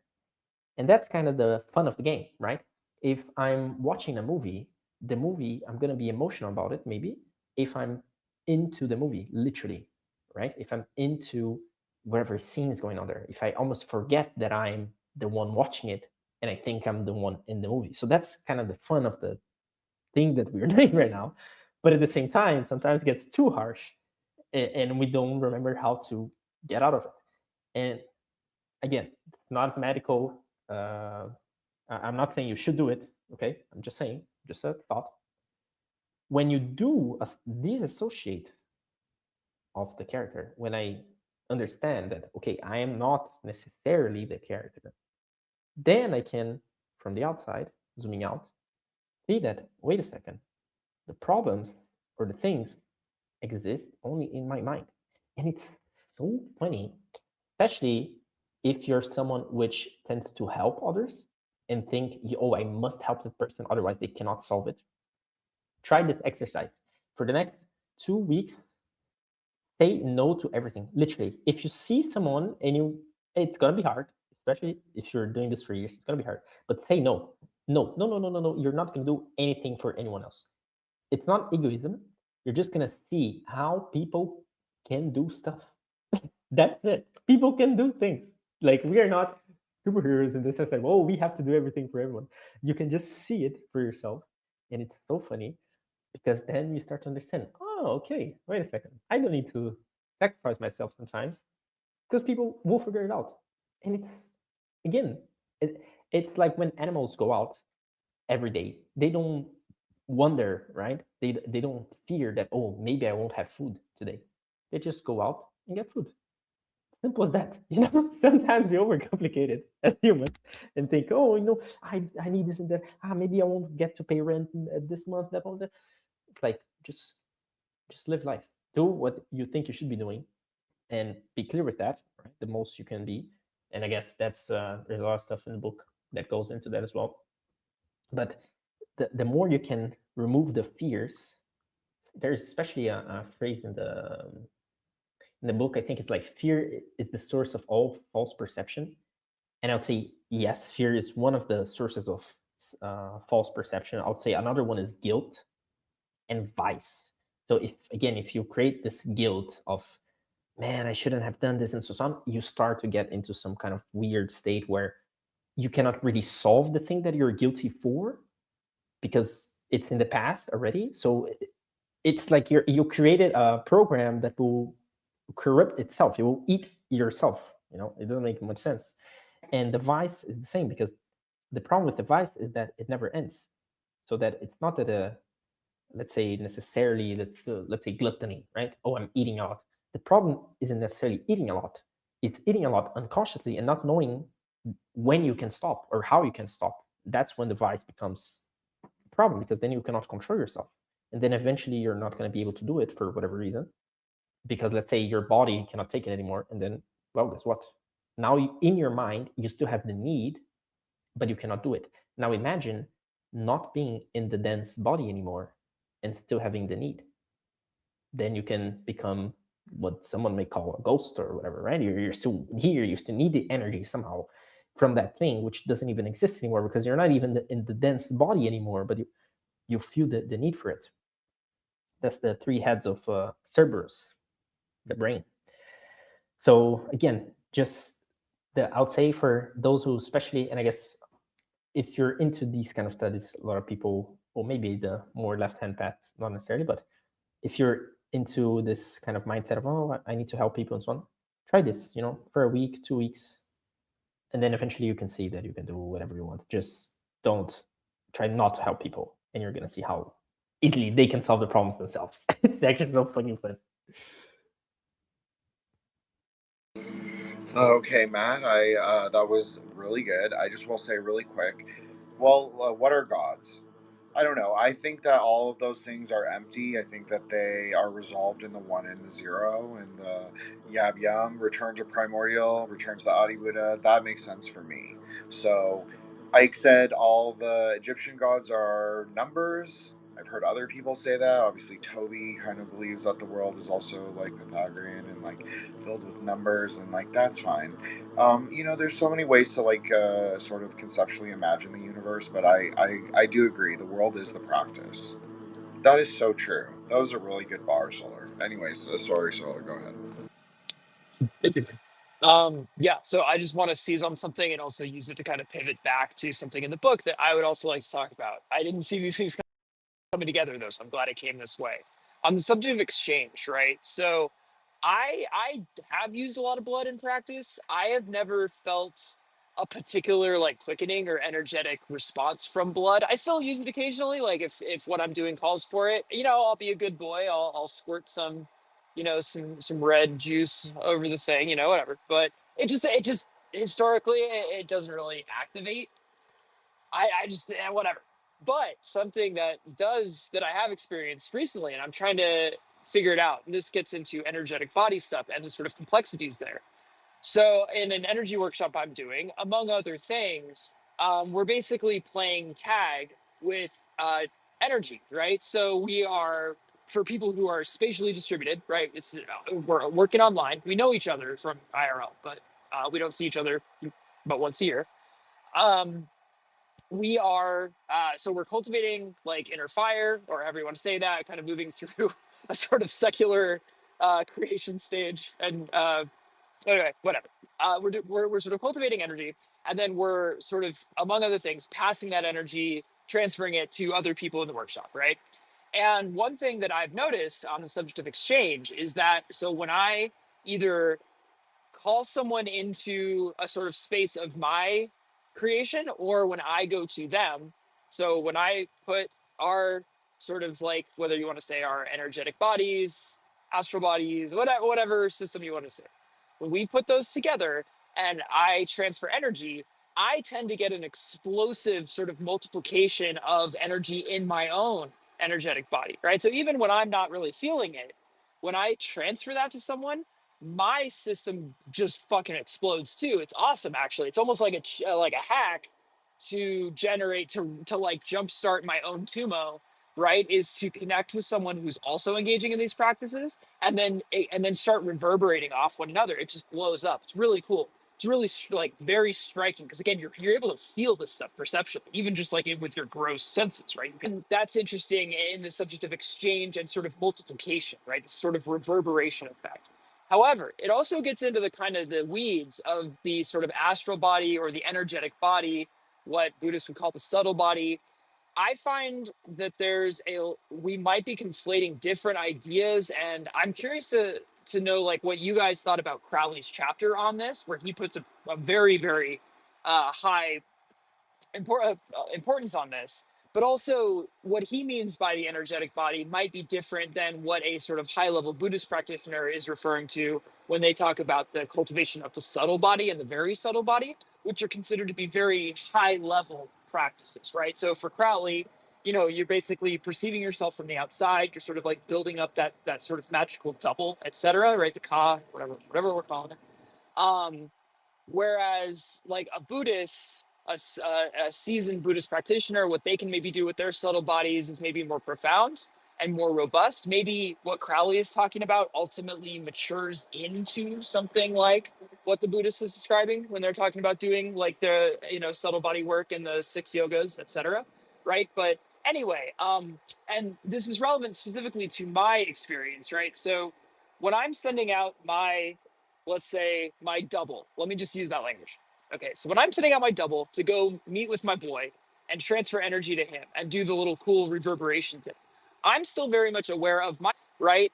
But the transfer of energy is happening in this double that I'm sending out. But then when that reverberates back to me, it's as though I still have an energetic body that's in where I am in the ritual chamber, right? You can perceive multiple things at once. It's weird, but you get used to it, right? Because this is when you do magic, you get shit like this all the time, right? So I'm somewhere else, but I'm also in my ritual chamber, right? And I'm perceiving energetic like senses, right, in both places, which leads me to believe that if either there's duplication of the same energetic body or these are different, right? Like, so maybe in a Setian conception, the one that I'm still feeling in the ritual chamber would be called the Khabit, right? The energetic, like what they would call the energetic body, but then it's my Ka, or another, or my shadow, whatever, you can kind of do things that's somewhere else interacting with my friend that actually triggers the resonance. So maybe they're distinct types of subtle bodies. I don't know. I'm just curious to know like what you guys, not just like what you think about it in some abstract sense, but also like what your experiences are if you've done a lot of this work, because I haven't. I'm just getting into it and I'm struggling to like enjoyably, but struggling to like figure out how I should interpret this and what sort of like symbols actually get me somewhere, I mean, I don't know any high-level Buddhist practitioners, but you are talking about something that I know about. It's like, it's what the Mahasiddhas were doing. They were doing it in physical proximity, but also not. So some of them talk about this, like Talopa talks about this, how they would like travel to other conceptual carnal grounds, which are actually located. They would like name a place after the conceptual carnal ground, and in a way it would sort of tie the conceptual space to the material ground. And so they would visit other yogis on the smashana and do this kind of subtle body work. And in some ways you could say it's like this is like the original tantra as well, because it is like we've talked about this many times, but like siblings is like a higher order sort of conceptualization than like the mother father. It's an earlier sort of configuration. So obviously can go very, it can, different people have different interpretations of what that even means, but that, yeah, definitely. It's very like primordial, Kashmiri, Tantra, sitting on the pile of bones and doing like subtle energy work, and then talking to your guru from afar. That's even what those prayers mean. Like the calling the guru from afar. It's not to act, but it is to call him like as a separate object, but it's also to like call that kind of subtle body to yourself, and then be like self-reflexive in yourself, then merge both things, then let it go. So that's how I mean, I'm not a high level Buddhist practitioner, but that's how I would reconcile it personally. But I do recognize historically like things that you're talking about for sure. I don't know the order. I think it was Matt, Joshua, Mike. Right. So first of all, I'm gonna be biased, obviously, and I'm gonna use the Kabbalah. You could say that Buddhists will reach up to like higher spheres if we are talking as each sphere being a body. Let's put it like that. Let's imagine like a Russian doll, and then each of the bodies is like a little bit outer. The core one would be the densest because it's dense, so it's in the core, and then the outermost you go, the more subtle it is. But it's all kind of the same thing. You could say, in theory, that the highest the Buddhists will go, and some other practices, more traditional ones, they will go up to like higher spheres, right? Maybe even to Qatar or something. But if we are talking the one that Crowley was talking about in the book, I would say he's mainly talking about the one in Yesod, which is the first one that we are gonna encounter. Because first of all, it's something that based on how he even calls it, right? Like the astral or like body of light or whatever, and how you interact with it. Because at least personal experience and from what I've read other people or heard from other people, the higher you go, the lesser of an appearance it has. So being a double, it would make sense being in Yesod. It's like I think they call it in theosophy the double etheric or whatever, something like that. And so I guess it would be more like just a matter of where you're placing them. So I'll say yes, same ones as the Buddhist ones and so on. Maybe not, because he didn't go through the practices needed to go to that. But in theory, right, it would develop at least partially the same thing, at least initially there. But then talking about personal practice with that. So as I gave the example of disassociating, right? I guess this would help a lot in doing this, because if you cannot disassociate from this body, the dense one, the character one, then it would be very hard to even perceive the astral or any other type of sensing two things at the same time. That's inconceivable if you cannot think of yourself outside of the character, right? If I can't think, that I could be around the other place, then how the heck would I sense it? It doesn't make sense. I wouldn't be sensing it. It would be something else, right? So I'd say that's the first thing that I try to do. The most I can do through the day, be outside of myself, but at the same time, it's this, the thing zone is going out, and it's dissociating and grounding, dissociating and grounding. It's like a plug and play thing. And the more you can do something like that, you start to understand that we have kind of, for each sense that we have with the body, we have a digital sense or a para sense. If we have like vision, we'll have para vision. We have smell, we'll have para smell, digital smell, something, which is the thing that we can sense without the body. And the more you practice tuning into that, the easier, the clearer it gets, the message to you. And then I think it becomes much easier to interact with the other bodies. And then you can grow and, like I said, go even up, Yesod, maybe to other types of bodies, and then each tradition may give it an idea on that or not. right? So if you go up to 7 bodies only, again, you wouldn't have the whole tree. That's completely fine. Depends on how you want to place it in the tree as well, because some place like let's say hot and it's not as one body, and then Givra has it as one body, Bina, Chokmah, one body, and so on. So you kind of would have 7, 3, 4, 5, 6. Yeah, you kind of would have 7, but then Keter would be the high octave of that, and so on. So again, it depends on how you want to place it. But it's very interesting that there is, so it kind of, it makes the game fun, but it takes a little bit of the fun of the game at the same time. Because if I'm disassociating, then there's not really problems anymore, right? Any stress that the character has doesn't really exist, and it can be solved super quickly because you're always connected to the other side and getting inspiration and getting what you have to do and so on. So it gets cool in the sense it's almost like a cheat code. It's almost like you did /God mode in the game, /noclip, and you're just doing stuff.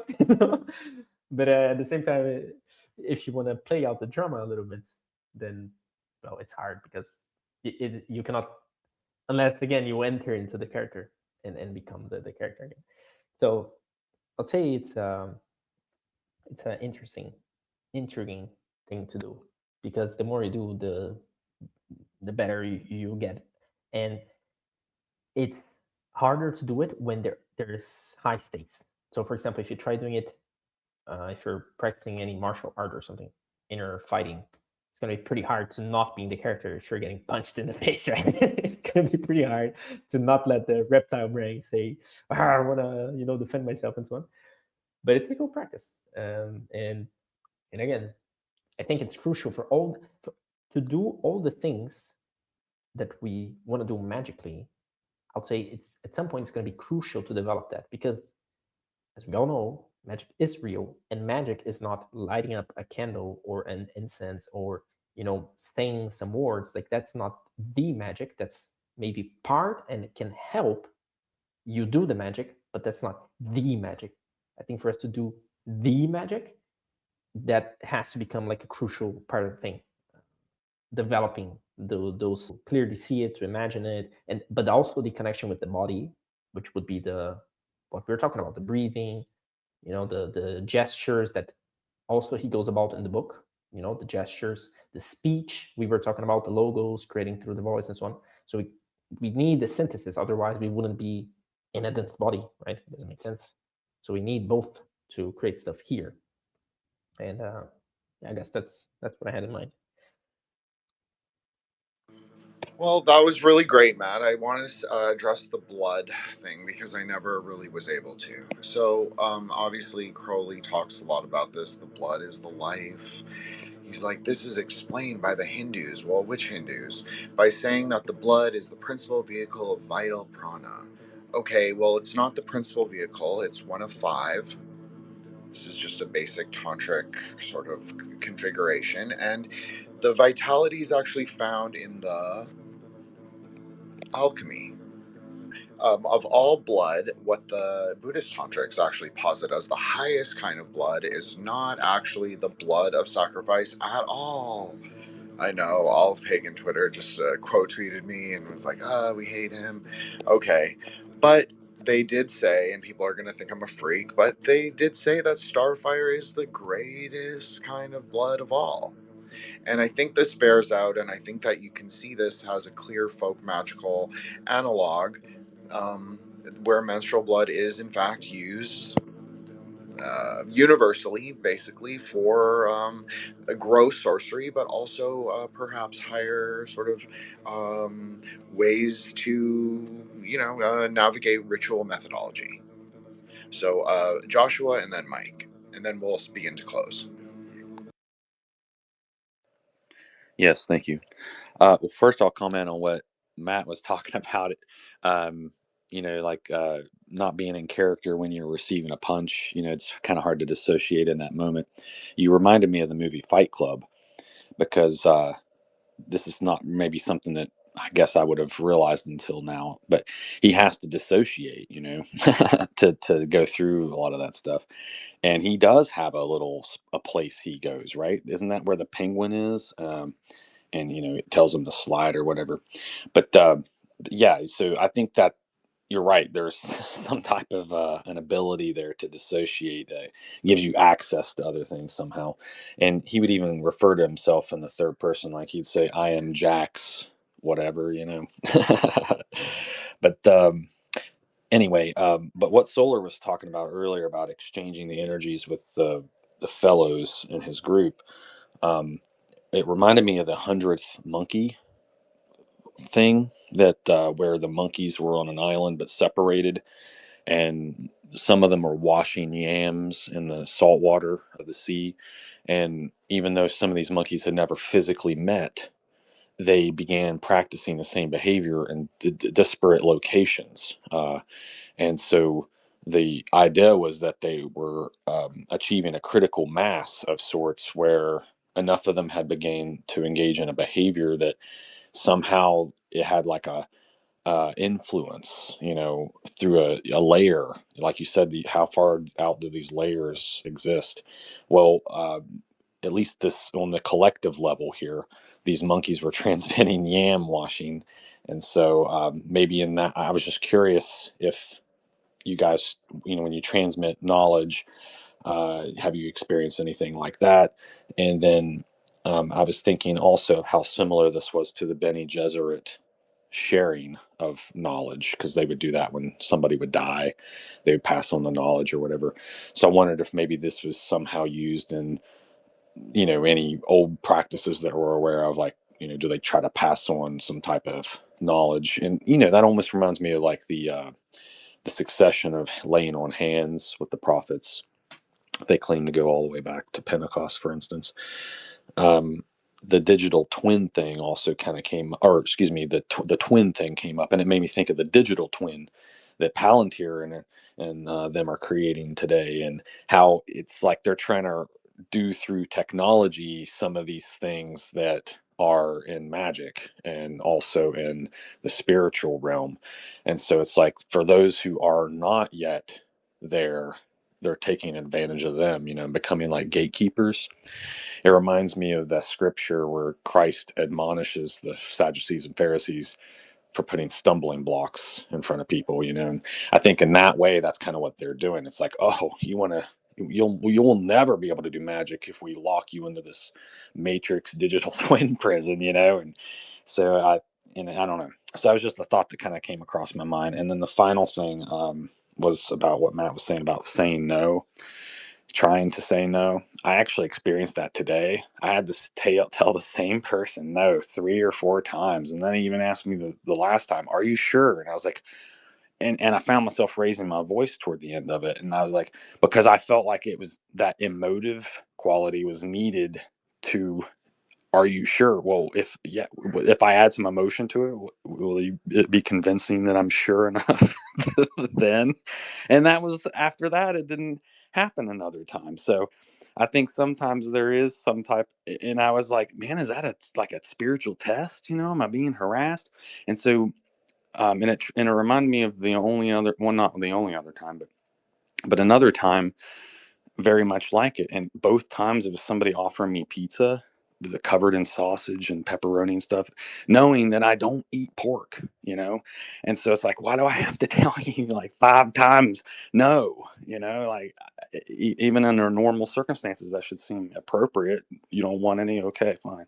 But it's like, if you're trying to practice something, you come up against all this opposition, so whether it be a fasting from like vow of silence, celibacy, foods, whatever, saying no instead of yes, because if your normal state of being is to be servile and serve, like that's kind of how I am in a sense. That's my love language, I think. By not doing it, now you're doing what's against your nature, and that's where the growth kind of comes in sometimes, right? Is doing what's contrary to it. But anyway, I just wanted to kind of mention that, because I no is not something I say very often, but what it did also remind me of is Sometimes I won't respond to their initial request just because I know they'll figure it out. So I try to only help when I think it's necessary, because I've learned that if you do for people too much, they won't do for themselves. And it's just like the human body, where if you take something.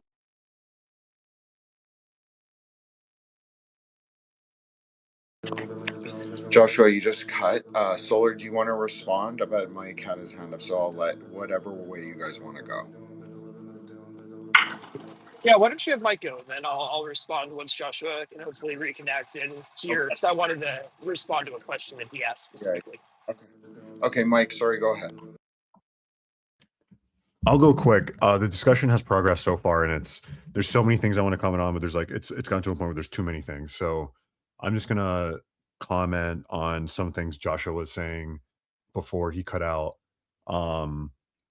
And then there were some things about in solar and I mean everything is connected, but Joshua was talking about like all these weird incidents where somebody offering him sausage pizza and then like sausage pizza and then thinking about the like synchronistic like reasons behind like is there a lesson behind this? And I've had some like I try not to go too far into the deep end, but sometimes it can be nice to see like the positive in like a negative experience where there could be like we're a very limited consciousness and there's higher consciousness things going on. There's like chess pieces being played in different ways, and I like to think that I can see the bigger picture a lot of the times, but there's bigger pictures that are beyond my understanding, teaching me lessons and ways, and a lot of times they can be hard.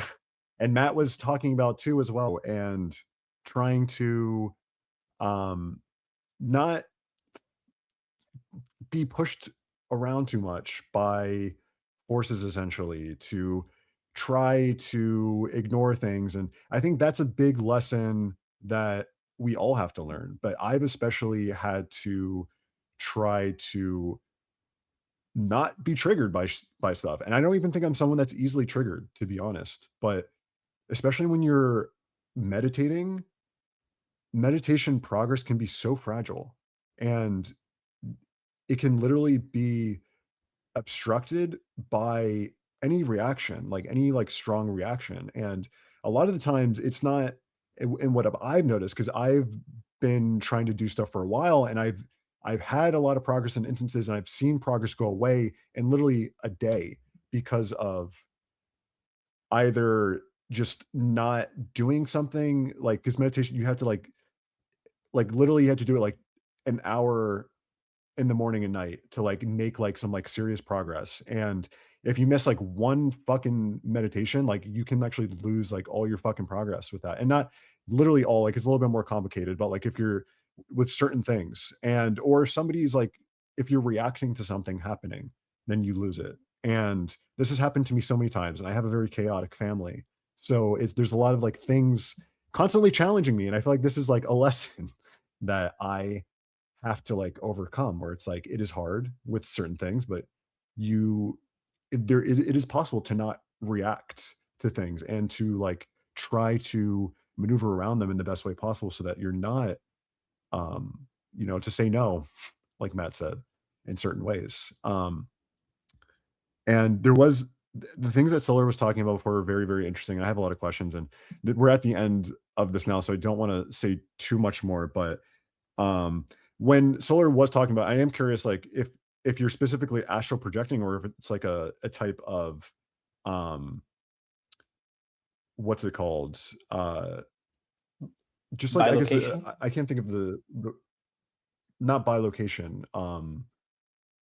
When you're like envisioning something in your head and you're seeing whatever. Anyway, so the point is, I'm just curious about that, and I've read a lot about experiences from the Magus of Strovlos. I think that's a really fantastic book, and if you haven't read it, I think you should, because it's one of the best books that I've seen of like an actual like powerful spiritual person like talking about their experiences. And the thing with a lot of very powerful spiritual people is they have this tendency to not want to be in the spotlight, so you don't see a lot of content, like good content about it.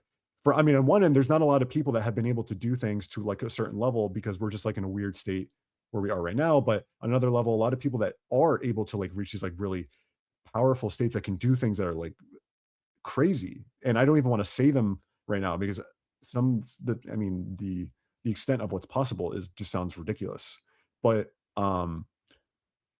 Dusk at least just talks about his experiences with just like astral projection and like his experiences of like projecting his double, and how when he was able to like project, he would even to the level that he was projecting, he was able to like feel like if he was hit like in the astral body he's projecting, like he would feel it in his physical body, and he would have marks on his body, his physical body, when it was not on his physical body. And he shares a lot of like really cool experiences, but I'm not going to say anymore because it's like very in the deep end. And this is like very appropriate for this spaces, but I don't want to be on the record saying some crazy shit. So I just want to say something really quickly about the externalization of the body, of like space is infinite and empty, so you can traverse within it within a subtle body.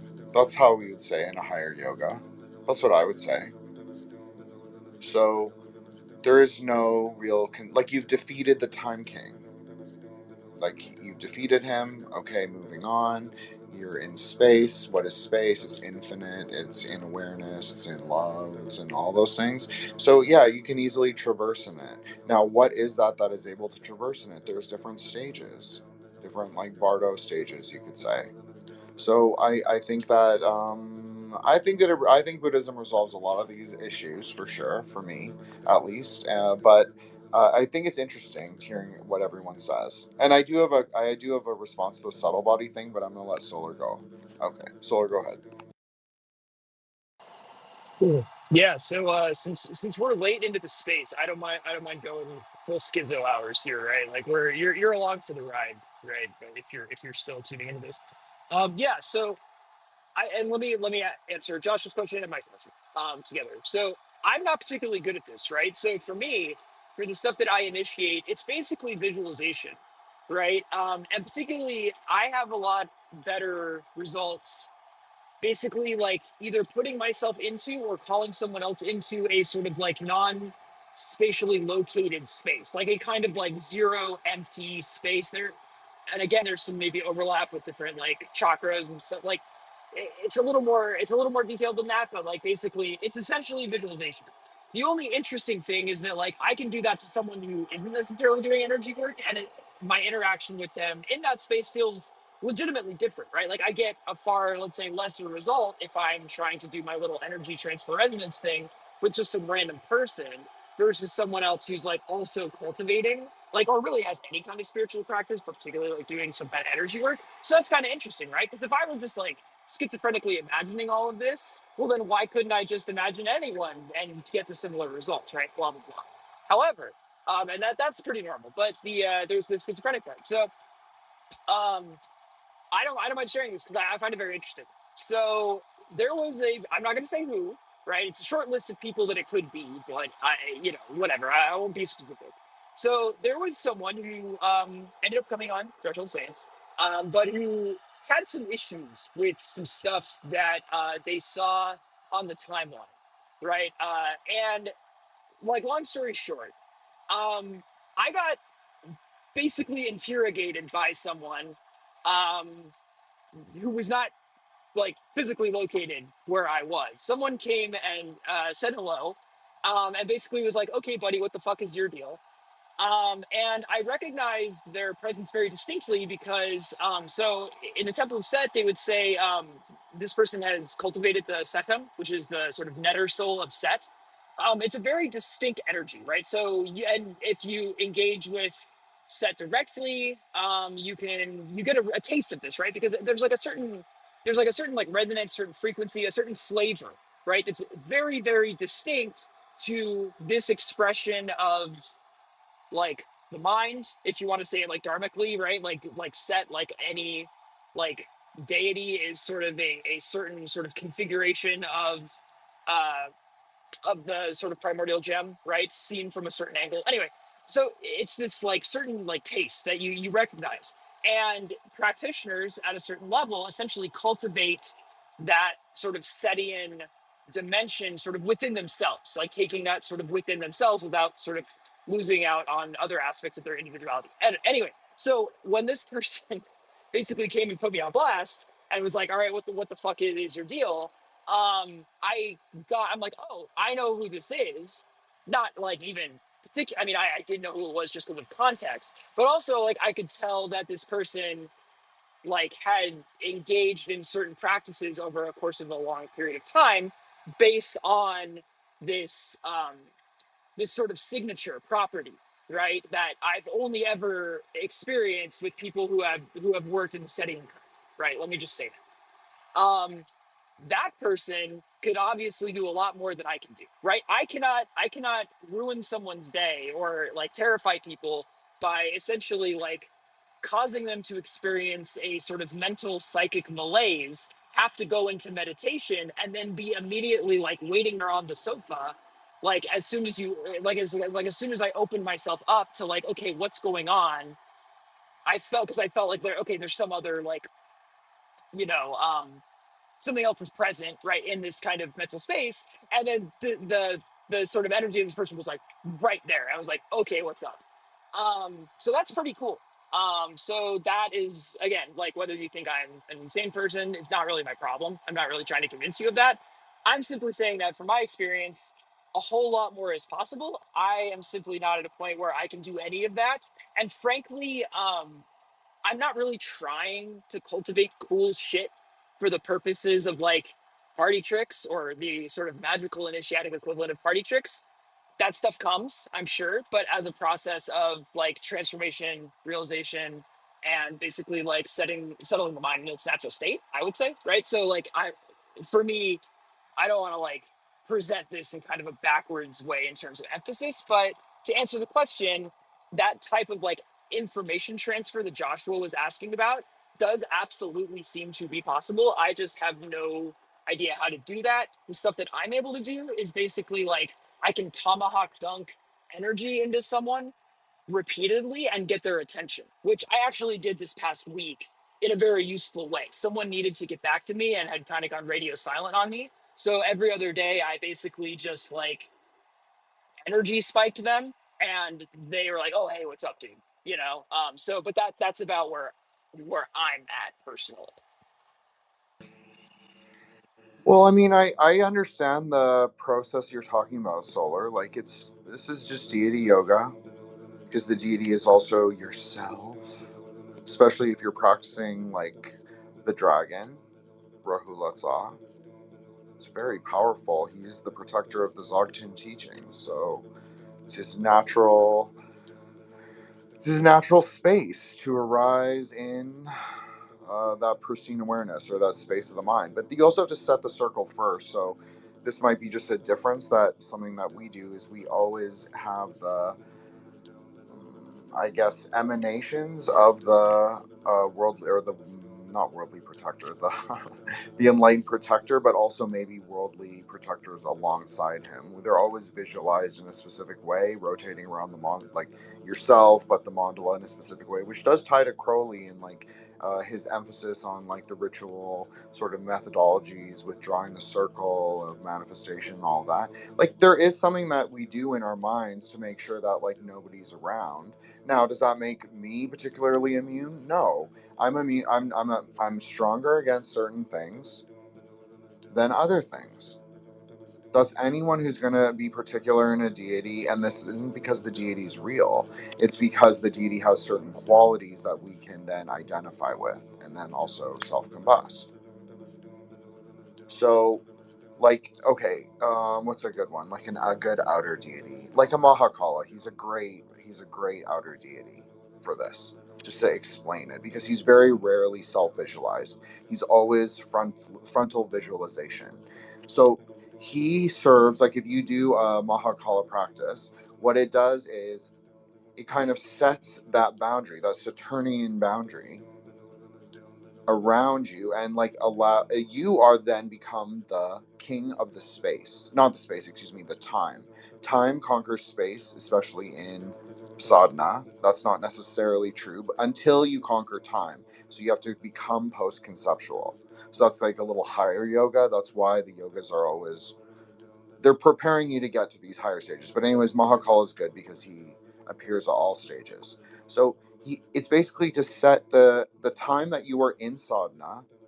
He is going to be rotating around the circle. That's the idea. So you do the protector practice first, and then you engage in the higher things. I don't even know if this is addressing anything that you were talking about, but I do think it's interesting because the subtle body is able to do all of these things in sadhana, plus build the mind palace, plus do whatever you're doing, plus do what if you're doing a deity practice, then that's what you're doing with the deity. You're not doing it with someone that's necessarily here, not here.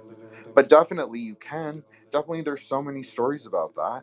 And definitely okay, so Crowley even is talking about this, like the metals can be killed or tired or dried out or dead.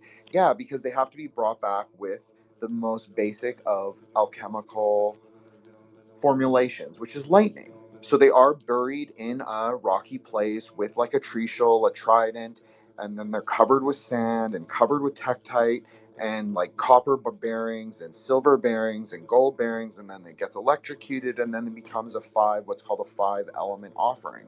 This is actually the most powerful offering. So what does this have to do with it? Because it's an alloy really at the end of the day, but it has a specific quality that cannot be measured in gross material scientific terms. But someone who's an experienced practitioner in the subtle energies will recognize it. Well, how would they recognize it? A Buddhist would say they recognize it because they recognize the potentiality of themselves or of their own mind.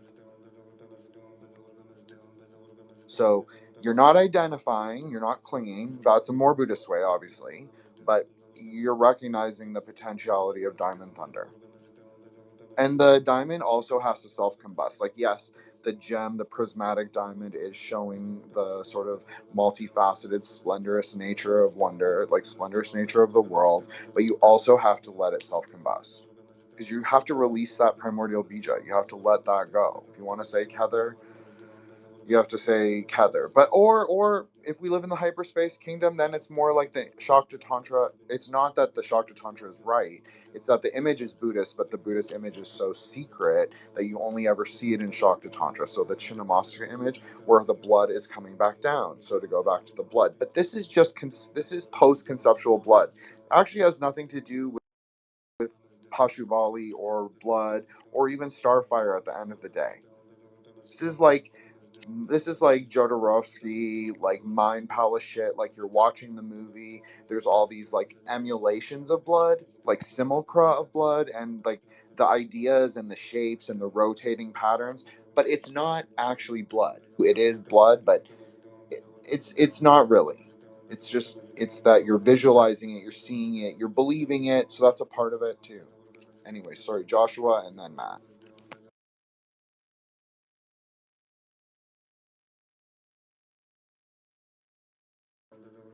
Joshua, I can't hear you. Same. Cannot hear.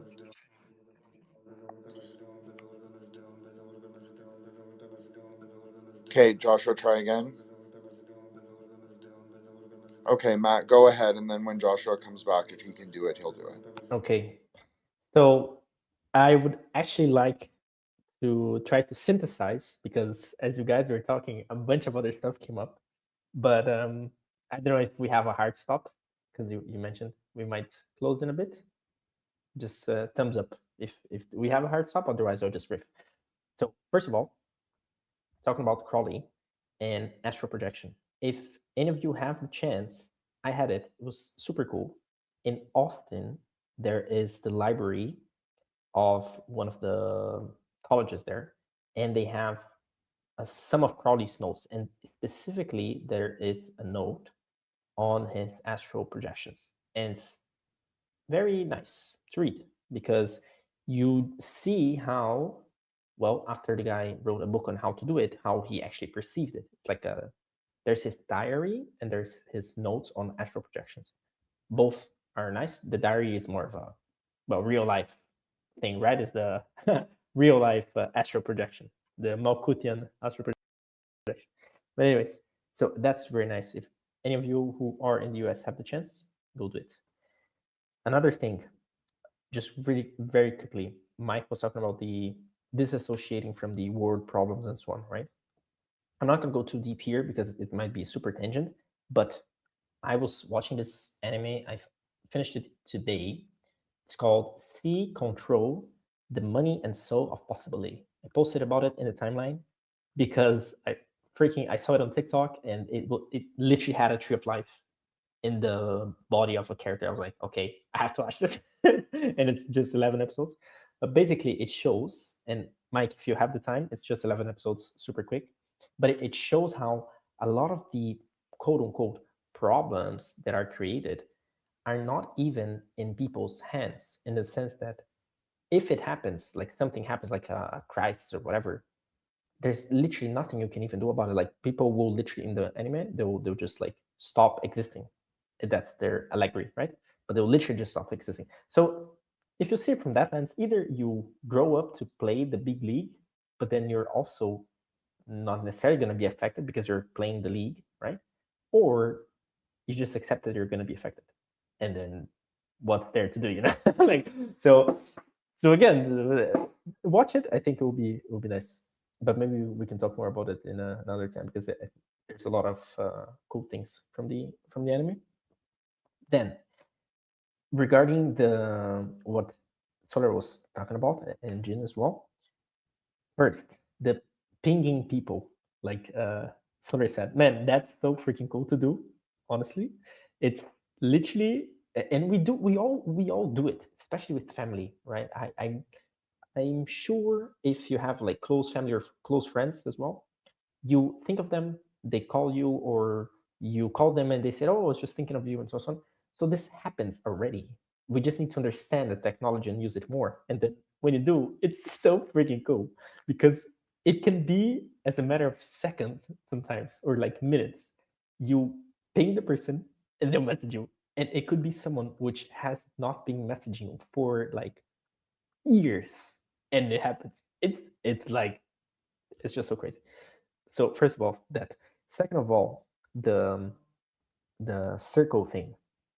So that's actually something I've learned in my Kabbalah classes. That cool secret just for whoever stayed this late until the space. So you know how to do a circle, right? A magic circle. But what about doing a magic tree of life where you have at least 11 circles, each of them corresponding to the energies that you want to work with? So like Solar was talking about, oh, there's this like Sethian energy, this taste that I can feel. Again, you can probably associate it with one of the spheres. So then you know where do you want to stay and who do you want to work with.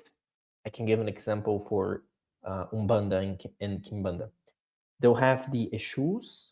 The Eshu it's a broad term. There's like, it can mean a category of spirits or a type of guy. And if it's a type of guy, it's more of a hot thing. So again, if I want to work with a Eshu, I just go into the circle of hot. If I want to work with the like a Pombagira, I just go to a Netza sphere and so on. So again, you can have all of them open at the same time. And then if you want to hide yourself or communicate yourself with someone from a long distance, you can go to Bina, for example. Or if you want to protect yourself, you can go to some other place and so on. So again, you can play around with that. If any of you from the lodge would be interested, I could show that in a call or something. I don't know if it's easier to see than to hear, but if you get the idea, just try it and let me know how it goes, because it's also very, very nice, powerful practice, because then you can play around with that idea of like, do you want to attack, defend, like what exactly do you want to do, and so on. And it becomes much clearer if you already have the knowledge of the tree, because then you can just use up the association, right? It's like what Jin was talking about, the deity, like each deity will have its own things and so on. And again, if you can associate that with the spheres, then it becomes just much easier to handle, especially if you can then print out the tree as well. That's what I have. Like I have a physical, like I want to do it in cloth. I don't have it yet, but now it's in paper. It's fine. But it just helps with the imagination. So you do have to keep it up in your mind all the time. But anyways, and the last one, like Jin was talking about, the perception of the subtle things. just to make this more clear, maybe, so people with a materialistic brain can understand.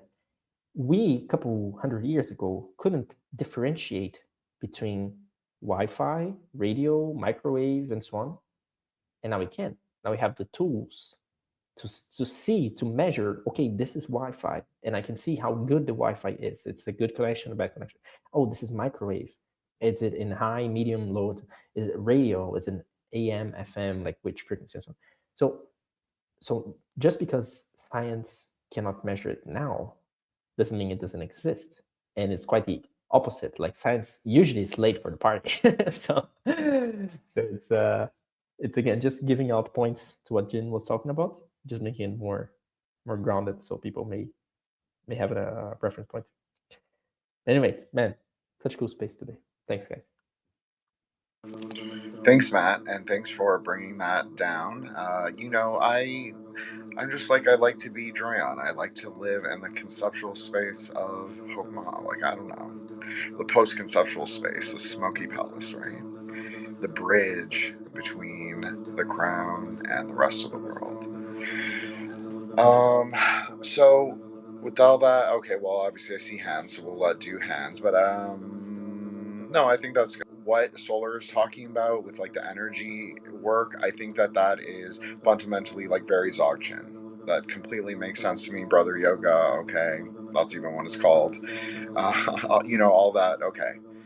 I think that the difference would be is that because we go more into, like when we're doing Maha Yoga, it's more ritualistic, procedural, not necessarily external, but there's elements to externality that are carried through to all three bodies, if you want to say. Even though there are four bodies, as remember Matt and Joshua, I said there are four, we have to acknowledge that there's four. Of course there's four, but for our purposes there are three.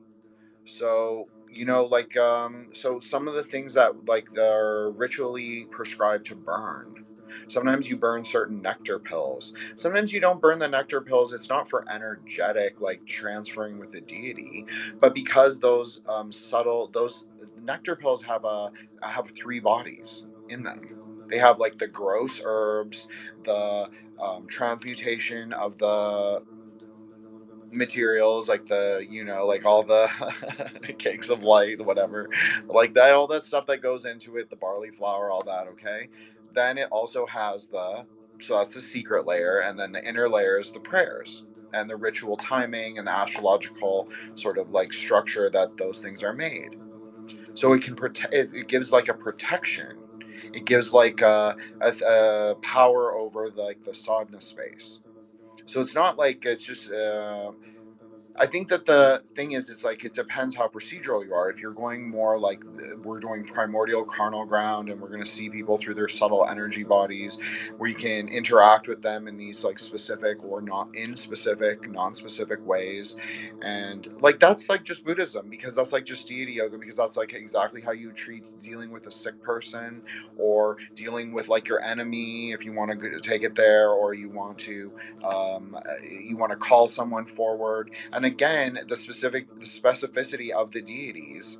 So for us, the dragon is a 10th level Bhumi Bodhisattva, but he's not, he's still an enlightened protector. He's not, until like you get to certain yogas, he's just not, he only goes so high. So there's other deities that can actually defeat him. So that's the whole thing, I think, about Tibetan about Buddhist Tantra, is it offers multiple practices to sort of solve different problems, or solve the same problem. It maybe offers multivariant solutions to that. And so the Indians, where Matt was saying, like focusing on the different sephira and be flexible, but like Indian tantrics would focus like specifically on one dakini, or one dakini plus astrological deity, or one dakini, one form of Bhairava, and one astrological deity, and they would hit that really hard for like 40 years. So they may not be able to like conceptually bend to to go to every sephira, if you want to call it that, or every sphere, but they can use the gross and secret and inner powers of that to sort of overwhelm everyone. That's kind of the thinking. But certain deities certainly have higher potentiality. So we've talked about this like quite a bit, not just like in maybe not so much recently, but like Kali in the West gets all the sort of infamy for being having the most prayoga, but she actually doesn't even have she's only fourth most prayoga.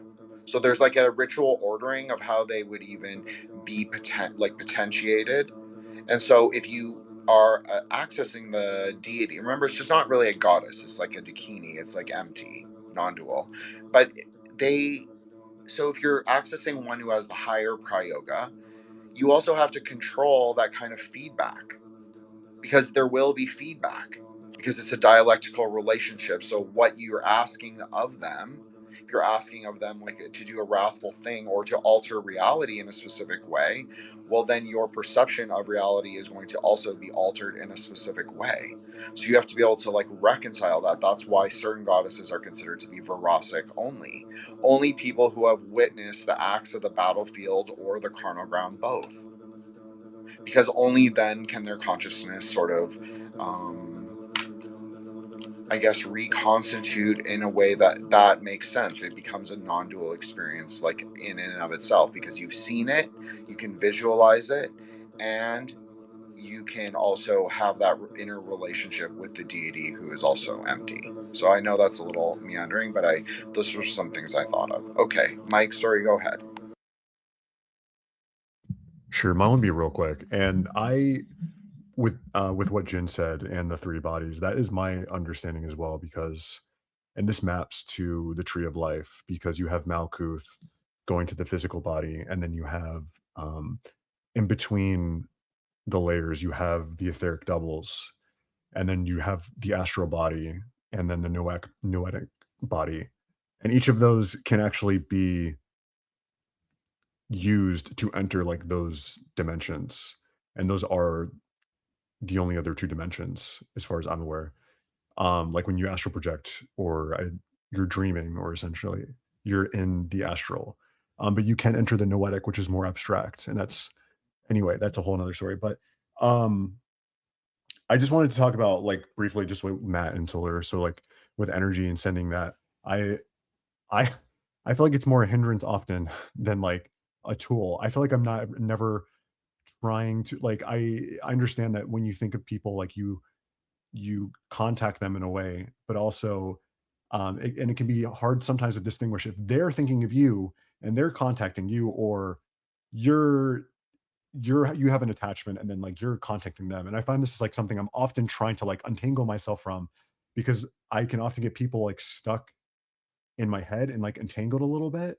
And then I'll have to untangle it. And I sometimes worry but I don't think most people are like as aware of this as I worry about. But I've noticed on Twitter, and sometimes with people I don't even know at all, like their tweets will just show up on my feed, and for some reason or another, like they'll get entangled in my head, and then I'll literally attract them to me, and they'll like start engaging with my tweets. And then I get fucking scared, because I'm like, oh fuck, like and I like think like they know, and there's like no way that they know, but it worries me. And the more you like become aware of like your thought patterns, the more you can distinguish it. But it's still hard. It's never, I mean, unless you're like very, very, very psychic, it's very hard to completely 100% distinguish. I noticed a lot of times where someone was like had me entangled, and I was trying to get them out of my head. I'm like, stop thinking of this person. And then later I figured out, oh, like they were entangled with me, and like they were thinking of me. So it's not always super obvious, but it is interesting to like figure that out. I think if anything, this discussion confirms for me like to stick to the rigorousness of practice, because I don't want anyone coming to me or my ritual space or when I'm meditating. Like, do not bother me. I will peg your ass, like, and not in a funny way. And like with my multiple very large purbas, which is not obviously dispelling the rumors of pegging, but I'm just saying, and not just the purbas, it will be other things as well. But the reality is like a lot of this is good psychic self-defense is like number. I'm not saying that anyone had a lapse in psychic self-defense. I'm just saying, of course, being on the ghost worlds, it's important to have practices that help elevate your consciousness out of them, right? So I think that's one sort of way to think. And just like you should like make sure, I don't want anyone coming I really don't want anyone coming to me when I meditate, because that's like my, so you set the practices, you set the intention, and you kind of move through the experience. Okay, solar coming back. Okay, Joshua, please go ahead. I was just being a cheeky asshole. I don't know. I'm just kidding. But you should have good psychic self-defense. I think that is good. Good psychic hygiene, all of that. Like if it tells you to like fast, take a bath, and like no nut, then that's what you got to do. Just saying. I know that's very explicit for me, but I'm being serious. Like I'm saying for Tantra, you can do whatever you want. You will. I always say that. Like it's really important to me because like I don't. Like there's no, like I'm not trying to give teachings, we're just discussing a speculative like view of reality, right? Speculative Kalachakra, speculative Gnosticism, speculative Tantra.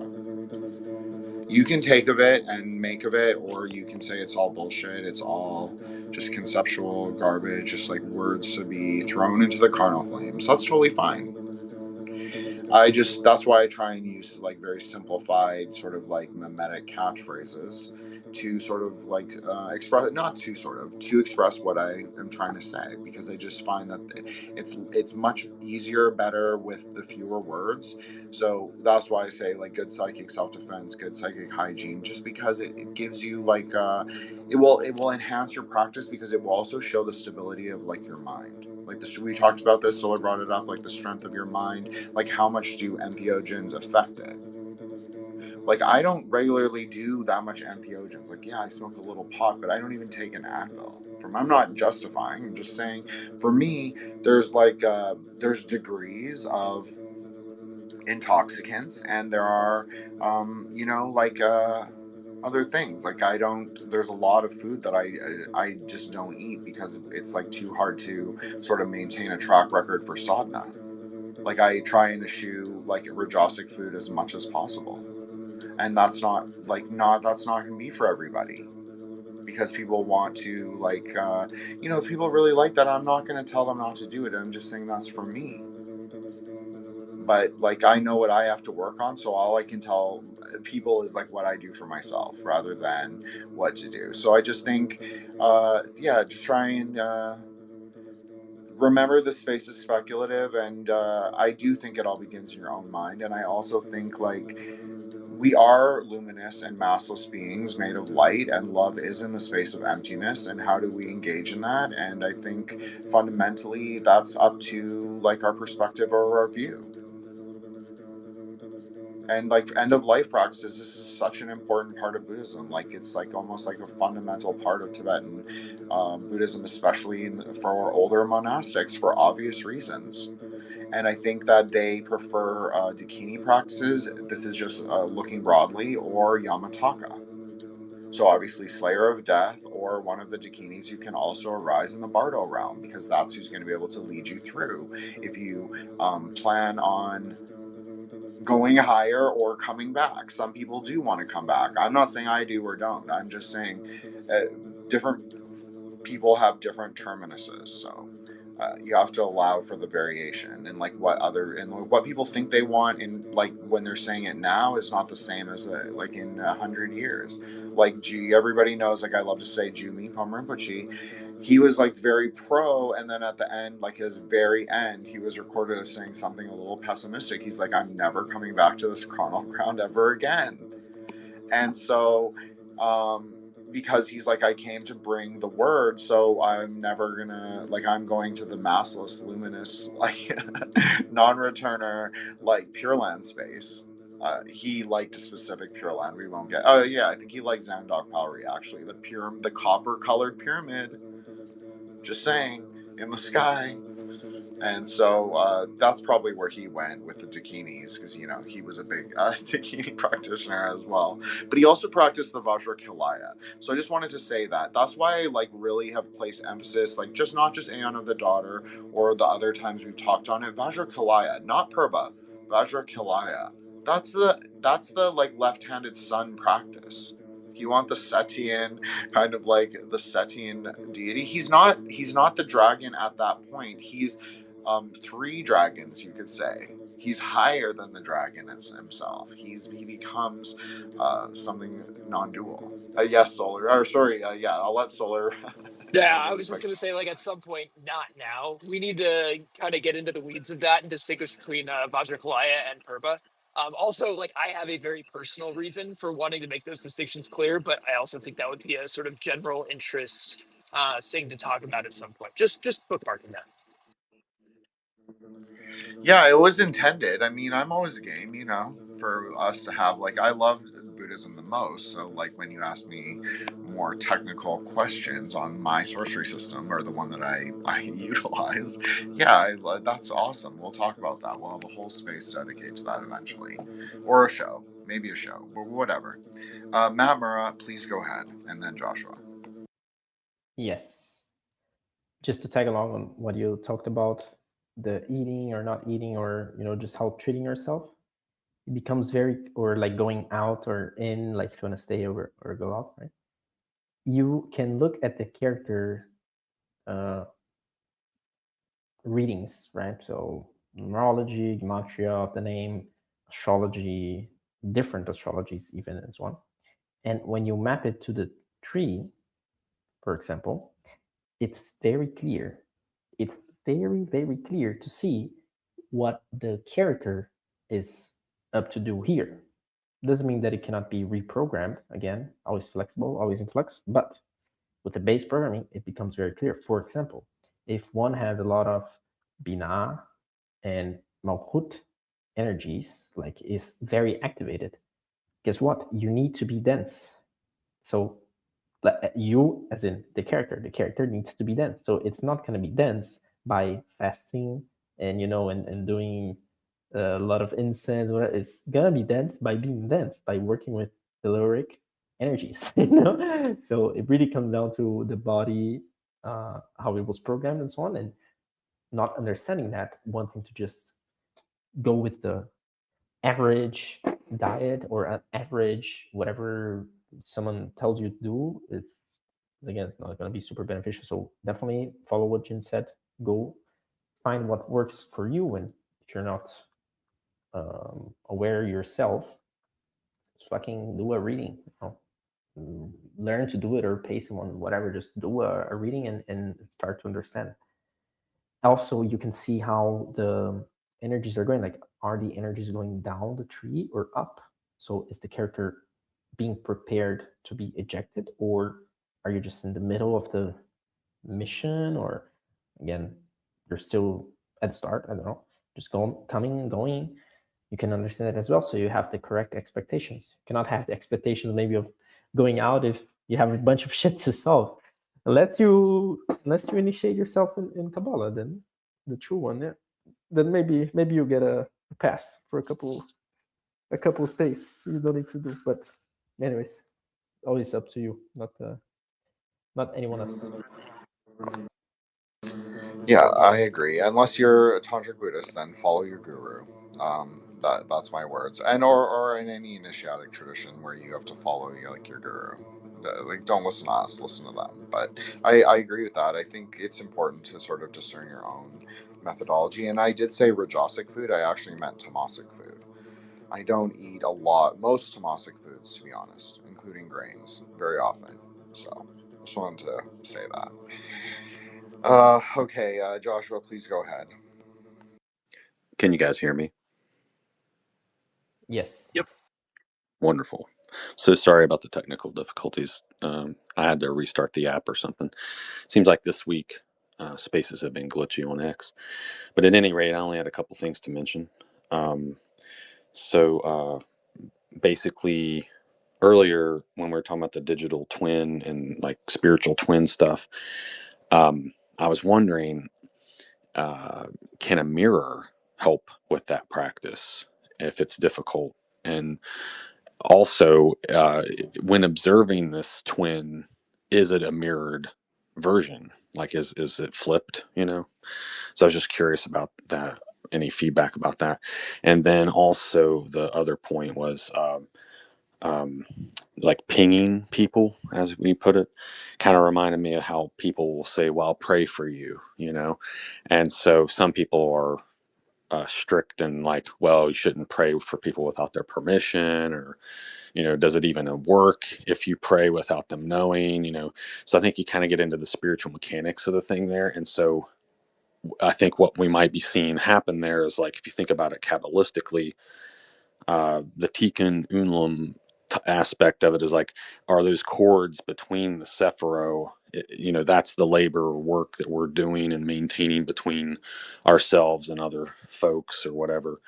And it's those where, I hate to sound new agey, but you hear people talk about chords, right? And cutting chords and creating chords. And so maybe it's these energetic chords that we're maintaining or cultivating between the Sephiro. And so for us, a Sephiro might be comprised of various folks that we have various connections to, and those are the chords, so to speak. But if we approach it scientifically, we might get into like things like string theory, or Donnie Darko's thing coming out of his chest or whatever. But anyway, thank you. Well, string theory is just the new ageification of red string, right? We've talked about this so many times, Joshua, and I'm not correcting you. I'm just saying that we have discussed this like at length for multiple spaces. So, yeah, new age people talk about cutting cords. Are they cutting something? Sure, great. You can't cut karma with gross ritual. Like, maybe you're cutting astral connection. Sure, that's fine. Do that. Great. Freeze a lemon. I don't know. You're only getting so far, and those chords are not what people think the chords are not the paths. The path should be disaggregated. You also know this because we've obviously discussed Kabbalah for like hundreds of hours.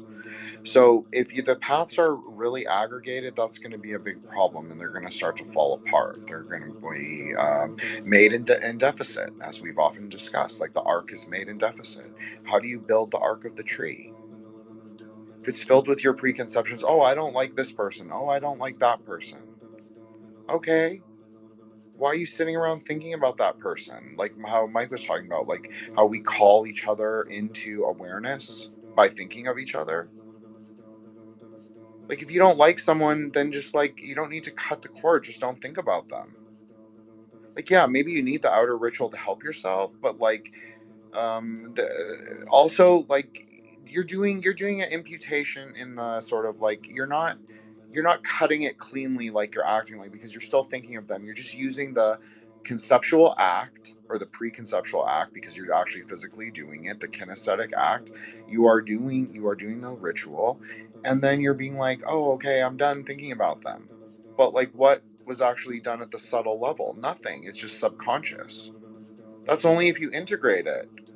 Do you know how many people, especially girls on Twitter, probably do those like lemon or cord cutting rituals and then are like, oh, I'm then go DM the guy that they're like doing it to? That's probably like all of them. Like, the reality is like, it's meaningless until it has meaning.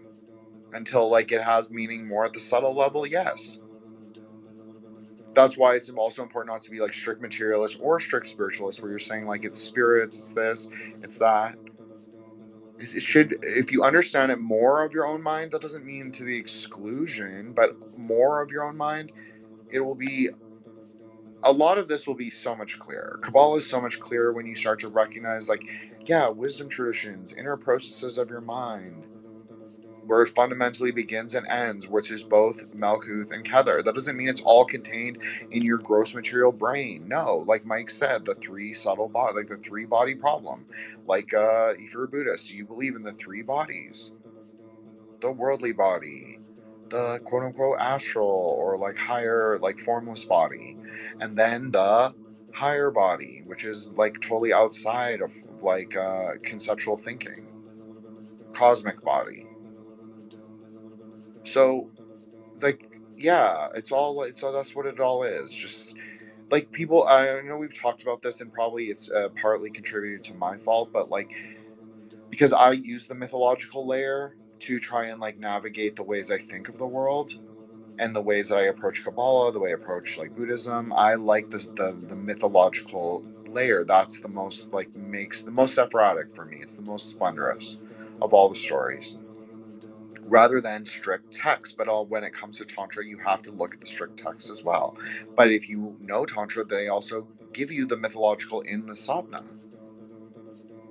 So, yeah, I think it's pretty awesome. I think it's pretty cool that, we have to have different languages to speak of these higher processes, but ultimately we do get too conceptual. And sometimes it is good to just conceptually just like throw it all away and then say, okay, Diamond Thunder, love is the cause of knowledge.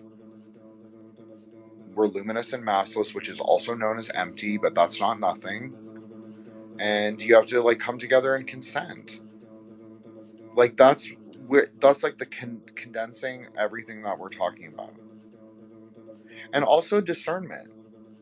It's like, yeah, I know you brought up like Palantir. Like, what are the material ways that Palantir is going to affect you, Joshua, personally? That's the true bringing it back to Malkuth. Not just what you read on Twitter, right? Like, it's like the actual practicality of your day to day. Now, I'm not saying that there's nothing, but I'm saying in general, most things on Twitter are bullshit. So that's also true. And so that's that's about cord cutting. It's like, yeah, great. You learned a little ritual. You did a modified, like, little tantric practice or witchcraft practice or druid, whatever. That's great. That's nice. How did you integrate that into your consciousness, and how do you let it, like, rectify your mind and the path itself? Are you calling down the lightning? Are you traveling on the dragon?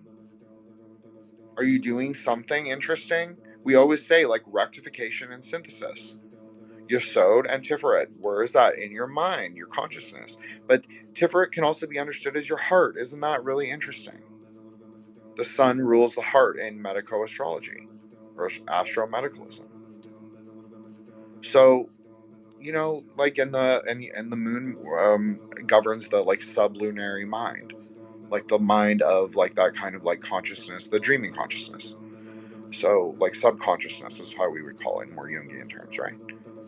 So the reality is like it is both of those things. It's not discarding or being an ascetic or being like a total left hand path, like, oh, I'm out to destroy the world. No, it's not about being right hand path and being like, oh, we have to like restrict everyone's like life and pleasures and everything. Like, you're gonna go to a degree, but there can only be a degree of that. You can't just like be like this. It comes down to agency, comes down to like your own choice, your personal like sense of self. And like we've talked about, like one of the aeonic concepts is self-respect. A person with healthy and like good boundaries is not going to be swayed by things that aren't degenerate, right? That doesn't mean that you're going to go and be like everyone on the timeline is like, oh, I'm going to start quote tweeting people. Like, I know I'm notorious for doing it, but I'm going to say now I've calmed down so much, and I'm just gonna, it's not worth it. It's not worth it to be like part of the quote unquote discourse, because it's so bullshit.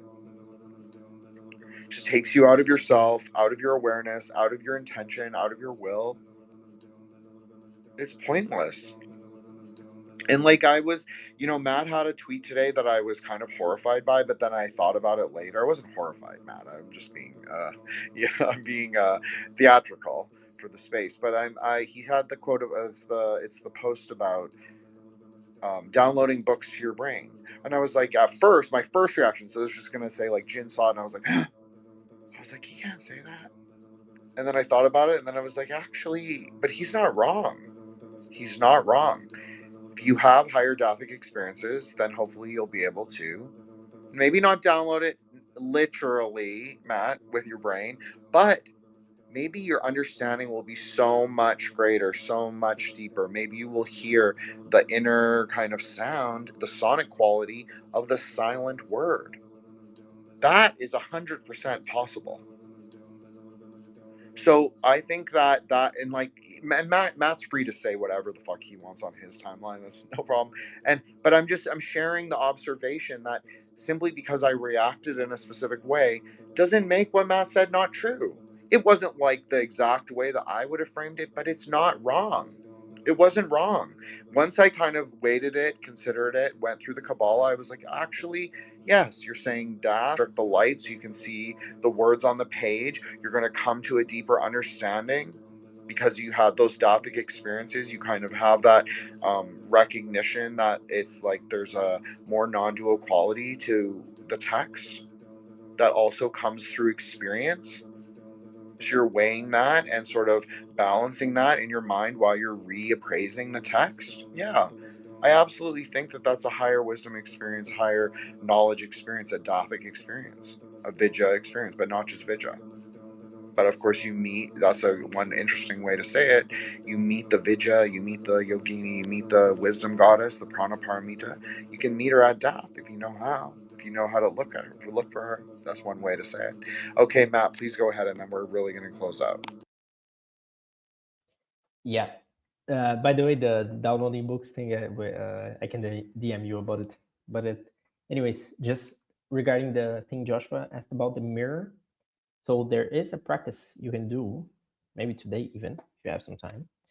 Just get a mirror, get a like a dim light, like a candle will do it, but dim light, not a strong light. Just put it near it. Let the rest of the room be.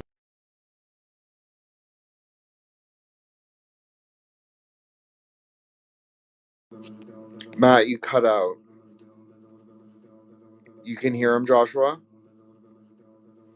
Oh, okay, I can't hear him either. Anyways, I'm sorry, Matt. I guess it's a sign. Well, we're going to close out because I'm getting tired. And I'm sorry, guys. This was a great space. We kind of come back to renewal, right? Because we all missed each other. That's really what it was. You know when the dark cell shows up that he misses our company. I know it. And he's so much nicer to you than he is to me. So, anyways, we won't get into that. No, we love Solar. I'm really proud of his episodes. He actually made up, I totally said this at the beginning, made up some cool words. We're going to see what happens.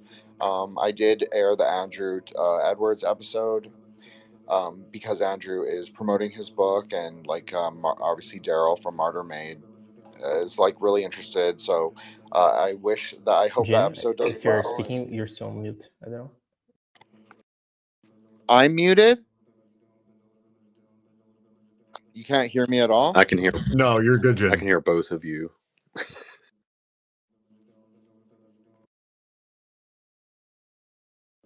Okay, Matt, sorry, go finish your, sorry about that. Sorry, finish your thing. I didn't mean to cut you off.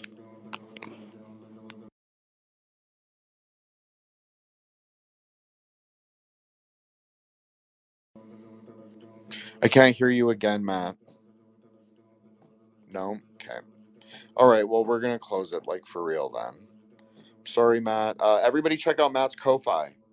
Matt launches Ko-Fi, can tip him $5 even. That's great. You know, you want to ask Matt for advice. That's just it doesn't have to be like a huge thing. Maybe your question's not huge. Maybe it's like just like that. So that's just an option. I'm just saying, just an option.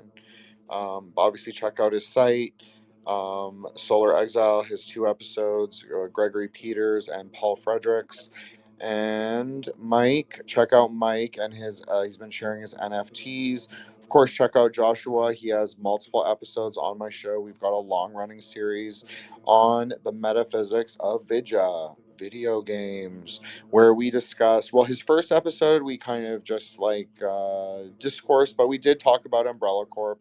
So you could say that was kind of like our introduction episode, and then it has become like a longer form series on video games. So we did one episode fully dedicated to Resident Evil. We particularly talked about Resident Evil 4 and Resident Evil Code Veronica. Then we did an episode on Claymore, which is an anime manga, so I guess it's not just video games. And we actually have in the can, which I have ready with a title, with our little Naga Seth from the Lodge, we did an episode on Dark Souls. I know, it's going to be really cool. So look forward to that. And of course, there was the question of Vajrakalaya. So I know Solar's not in the room, but if anyone is interested, I did actually get into a discussion, or heated or otherwise, on the episode that just aired before Andrews. So if you want to listen to that, that one is called Anima Sola. So there was a couple, there was a little time spent on the distinction between Purba and Kila deities, if you want to listen to that. But of course, we will discuss that later. So another time. So then Avi, check out Avi's yoga, longtime lodge member. Yeah, check out Avi. She's great. Bullbrave Free. Thank you so much for coming. Appreciate you. Fluxion from the lodge. Thank you so much. Appreciate you very much. And I hope everybody has a great night. Love is a cause of knowledge. Maintain, try and be pristine. I think that's another thing. Like, pristine doesn't necessarily mean like without pleasure in the world. But there might be times where you restrict based on your spiritual practices at the time. People are so against this idea, and I'm not going to go on a tangent about it, but that's very normal, especially if you're into magic. Like, just, suck it up, buttercup. So that's how it goes. So that's what you have to do. If you can't eat pork, or you can't eat garlic, or you don't eat this thing, that's fine. Then that's what you do. You have to take a bath, and before you pray or talk to the angels, and you can't be with your whatever. That's what you have to do. So it's not trad larp, and it's not radical orgies in the woods. So it's sort of the non-dual space in between that. So okay, so that's pretty much it. Everybody have a great weekend. Do your sadhana, do your spiritual practices, mala, mantra, and mind, because time is in your mind. That's why he's the last sort of conceptual king to defeat if you're Buddhist, or if you're more Santana Dharma inclined. He'd be one of the higher formations. So it's just an interesting way you can think of it, and that's why it's important to kind of be able to cultivate in your time. Time rises in the mind, in the nine, in the Yesod. Okay, everybody, have a great night, and talk to you soon. Bye, Nagas.